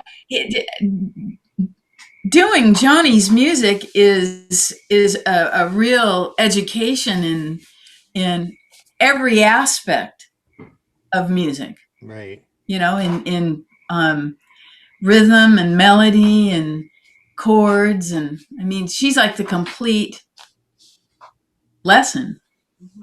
Yeah. Well, I love when she talks about how like certain strings are the oboes and certain strings are the trumpets. I mean, she's got such a way of thinking about it. I mean, the complete package. Yeah. And like you said, I think when you're talking about Ladies of the Canyon, she just kind of came out. She was just born ready, Yeah. Who uses the phrase "fully formed," and that's just perfectly describes her. But you're right about the orchestral notion of her guitar playing and her guitar arrangements, and I think that she constantly refers back to her exposure to Duke Ellington's music and seeing those bands come through like Harlem and Havana, that whole sort of big band era, I guess she would listen to the radio with her parents, and that was a really formative thing for her. I mean, I don't know how much exposure she had to Ellington prior to her, teenage escapades, but it's really been a wonderful journey to grow old with her. I have to say. Oh yeah. You got a lot of flack for doing those orchestral albums at the end of her 90s and 2000, but that was probably what she always wanted to do. I think you're right. if at the end of your career you've got a label that wants you to complete a contract and they'll write the check for whatever it is you want to do, of course you're going to go to the London Philharmonic. Yep. You know, I mean, I'm skipping ahead from Blue here, but We will get you know there. what I mean? People, a lot of people think of strings as schmaltzy. Well, they can be. Yeah. If in your mind your guitar was always an orchestra and you actually get to sing with a world-class orchestra, it's the most logical thing in the world. Yeah. And what an incredible feeling. Yeah. To have this orchestra behind you. Wow. And a Vince Mendoza arrangement. Yeah. Oh, the first time I hit the button on the disc for Both Sides Now, and that swell of strings comes up for You're My Thrill. I'm holy cow! I feel really bad. I missed that tour. Oh my! Well, it was a great tour. We're jumping way ahead, but I'll give you a little preview. Is that I actually was helping I forgot his name. I'm so sorry to say. Jim Johansson, who was running JoniMitchell.com. Right. There was that period was he was kind of starved for content, and I happened to have gotten tickets to the TNT, to David Letterman, to Rosie. I attended all of these things all by myself, and I just said, I'll send you some reports, and he was so glad to get them. But let me tell you, I never got tired of watching that orchestra play those songs. When they were setting up for Rosie completely rebuilt the entire stage for Joni because she realized she needed the space to house all of these musicians. And they came out there, and Larry and Vince, they were doing Answer Me, Oh My Love, and there was a problem with, they heard it right away with the with the intro, and they were frantically trying to fix the sheets, and make sure everybody had the right thing and set it all up before they go. It was one of the greatest things I ever watched in my life. And I actually, I told Larry how really I thought the work was fantastic, and wish them all the best of luck and stuff. It was a great time. So it was a really special period, but it was something that like Dave said, she had to do. It was probably something she wanted to do because look at Lady Day. She did this too. She moved into an orchestral period toward the end of her career as well, where there were large bands, and she did much the same thing. They weren't quite the same recontextualizations that Vince Mendoza applied to Joni's work, but we'll get to this, right, Jeremy? Absolutely. We will get to this. We're all stuck with each other for many months, I hope. Yeah. All right. So Bob, how many covers of Last Time I Saw Richard? I was 30. It's the least covered song on the record. But one of the more interesting ones was first covered in '76 by Denise Kaufman. I don't know who she is, neither do you. But interesting, a couple of different foreign language covers, including one by Laura Canora in Argentina, who called it La Última Vez que Ver Ricardo.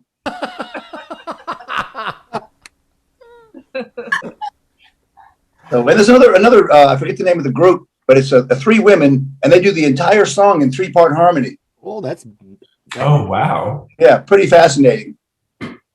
Oh.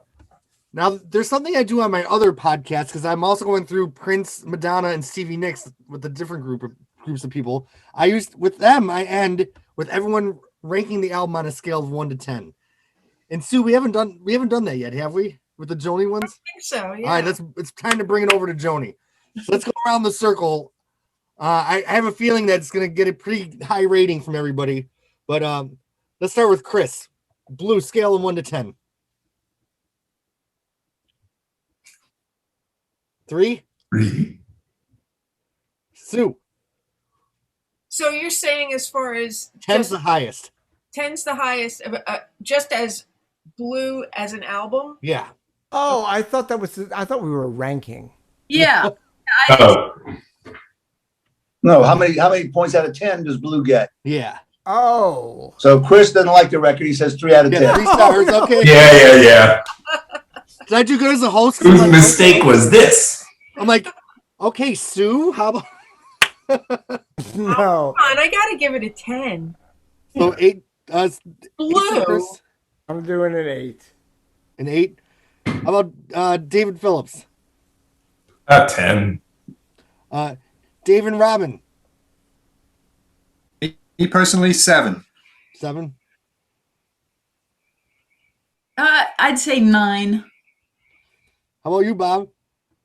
I'll give it a 10 just based on the impact it had on musical culture, on other singer-songwriters, where it sits, and the fact that, I mean, Rolling Stone went back and said, this is the 3rd best record of all time, you know? So, of course, that's just somebody's opinion, but it is a masterpiece.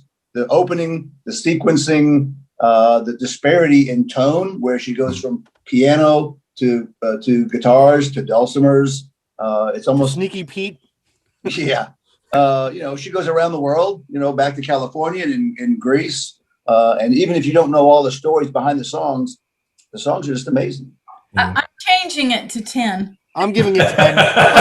Okay, we convinced her. Can I say one more thing? Of course you can. All right. Okay. This album, and people talked about it as the Prozac of the 70s, and people say this is such a depressing album. One of the things I really love about it is that it is so bleak and not despairing. It is it looks at really difficult stuff and says, I will survive, you know, I'm gonna get through this, you know, and I'll be different when it's over. But the people who say that Joni is depressing, I think, no, she's really affirming. She's really strength. I mean, there's just so much strength and endurance in it. And honesty. She's just, Yeah. It affects me. I would describe it as moving, not depressing or despairing, but it moves me to tears because you can relate, you know, part of it, but and it's just so real. That's what I love about her. She just doesn't have artifice that I'm aware of. I mean, just one of the only artists that is that way, you know. I think people want different things from music. I mean, some people, a lot of people, they like music to be cheery. It makes them feel good. They can bop around. They can go, I love this. You know, so that word upbeat that the general public uses when they come up to the stage. And can you play something upbeat? Yep. Right. Has that ever happened to anyone? Yep. You have no idea whether they mean tempo or in spirit or happy or what. But for a lot of people, that's really what they want out of music is boppy.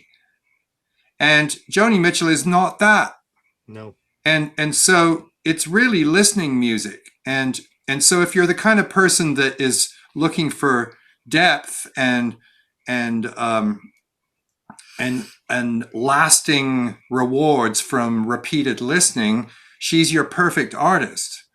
But she's really not your perfect artist if you're looking for a good time. Right. Even though a good half of her catalog is you know, fun and not dark. You know, like we started out saying, only 4 or 5 songs on this album are even ironic. The rest are you know, pretty light. But the album in people's minds is heavy. And if someone wants to have a good time, there's always You're So Square, Baby, I Don't Care. Hey, Dancing clown. she Dancing clown. loves to dance. Bob's favorite. So we're dealing in Bob's territory now of Dancing. We'll get there. We're not there yet. Bob. Can't wait. Bob, when we get there, I don't want you to hold back. I'm gonna bring a broom with me so I can play the guitar like it's a broom. Yeah. I'll bring my cat in. Yeah. All right. We actually did Dancing Clown at a Joni Fest, me and Bob. I know that was great. Oh, really? Oh. So were you Billy Idol or Tom Petty? I try. I guess I was all the vocal parts. Oh, all of the above. Were you the cat or the broom? No.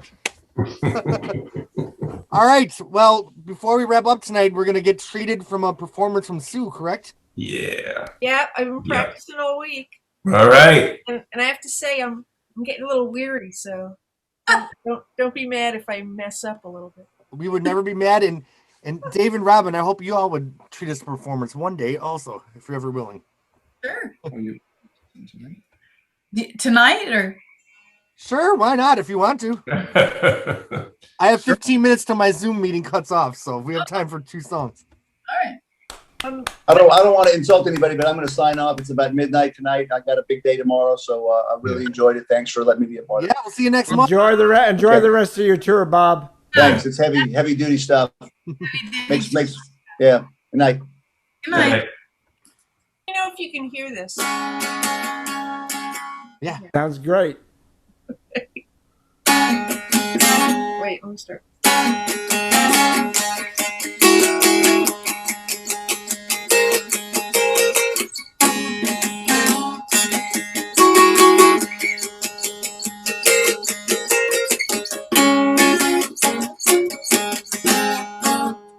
I knew it.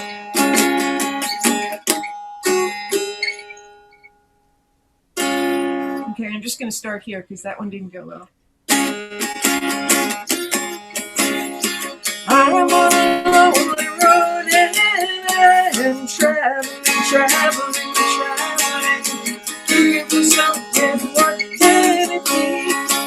Oh, I hate you so, I hate you so, I love you so. Oh, I love you when I forget about me. I wanna be strong, I wanna belong to the alive, I wanna get up and drive, wanna break my stockings and so jukebox time. Do you want to dance with you, baby? Do you wanna take a chance on sweet romance with me, baby? What's love?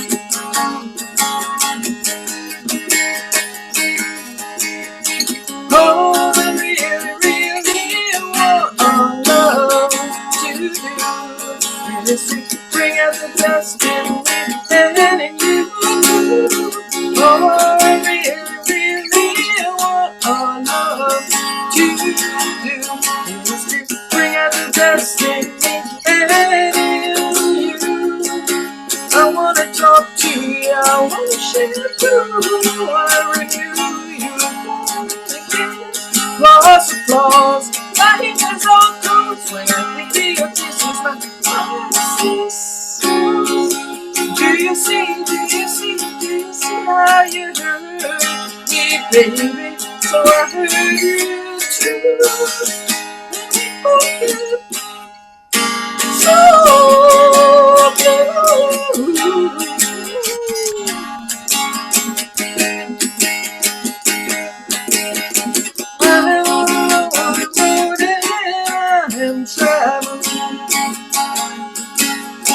Looking for the key to set me free. For the jealousy, the greed is the unraveling. It's the unraveling, and it undoes all the joy that could be. I wanna have fun, I wanna show you just wanna be the one that you wanna see. Wanna knit you a sweater, wanna write you up, make you feel better, wanna make you feel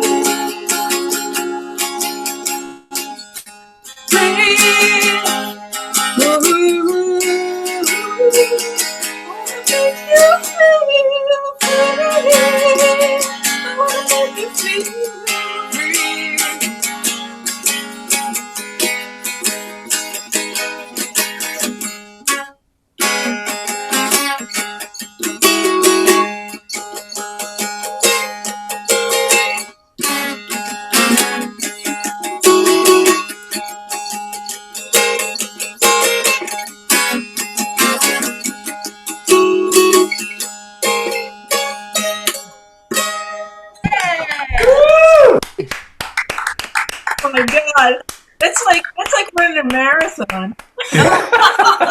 goodness.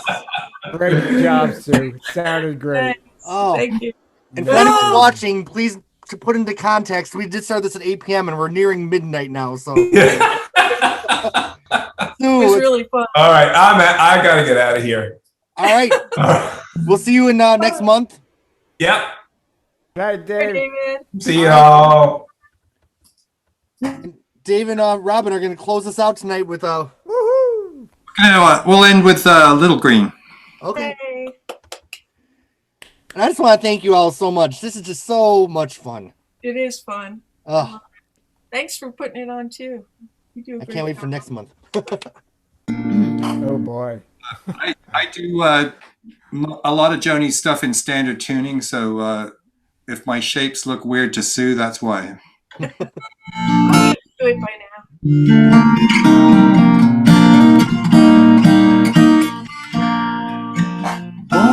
Born with a moon in Cancer, choose her a name she will answer to. Call her green, and the winters cannot fade her. Call her green, for the children have made her little green.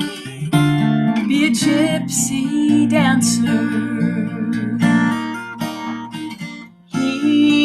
He went to California, hearing that everything's warmer there. So you write him a letter and say her eyes are blue. He sends you a poem and she's lost to you, little green.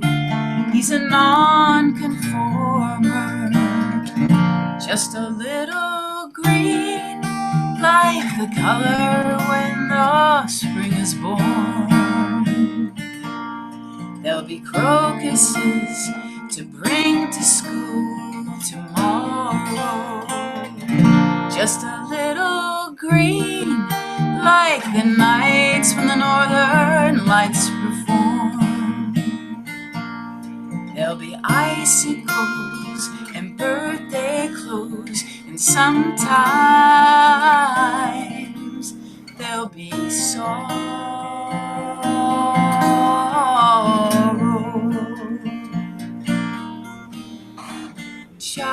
Child with a child pretending, weary of lies you are sending home. So you sign all the papers in the family name. You're sad and you're sorry, but you're not ashamed, little green. Have a happy ending, just a little green, like the color when the spring is born. There'll be crocuses to bring to school tomorrow, just a little green, like the nights when the northern lights perform. There'll be icicles and birthday clothes, and sometimes there'll be sorrow.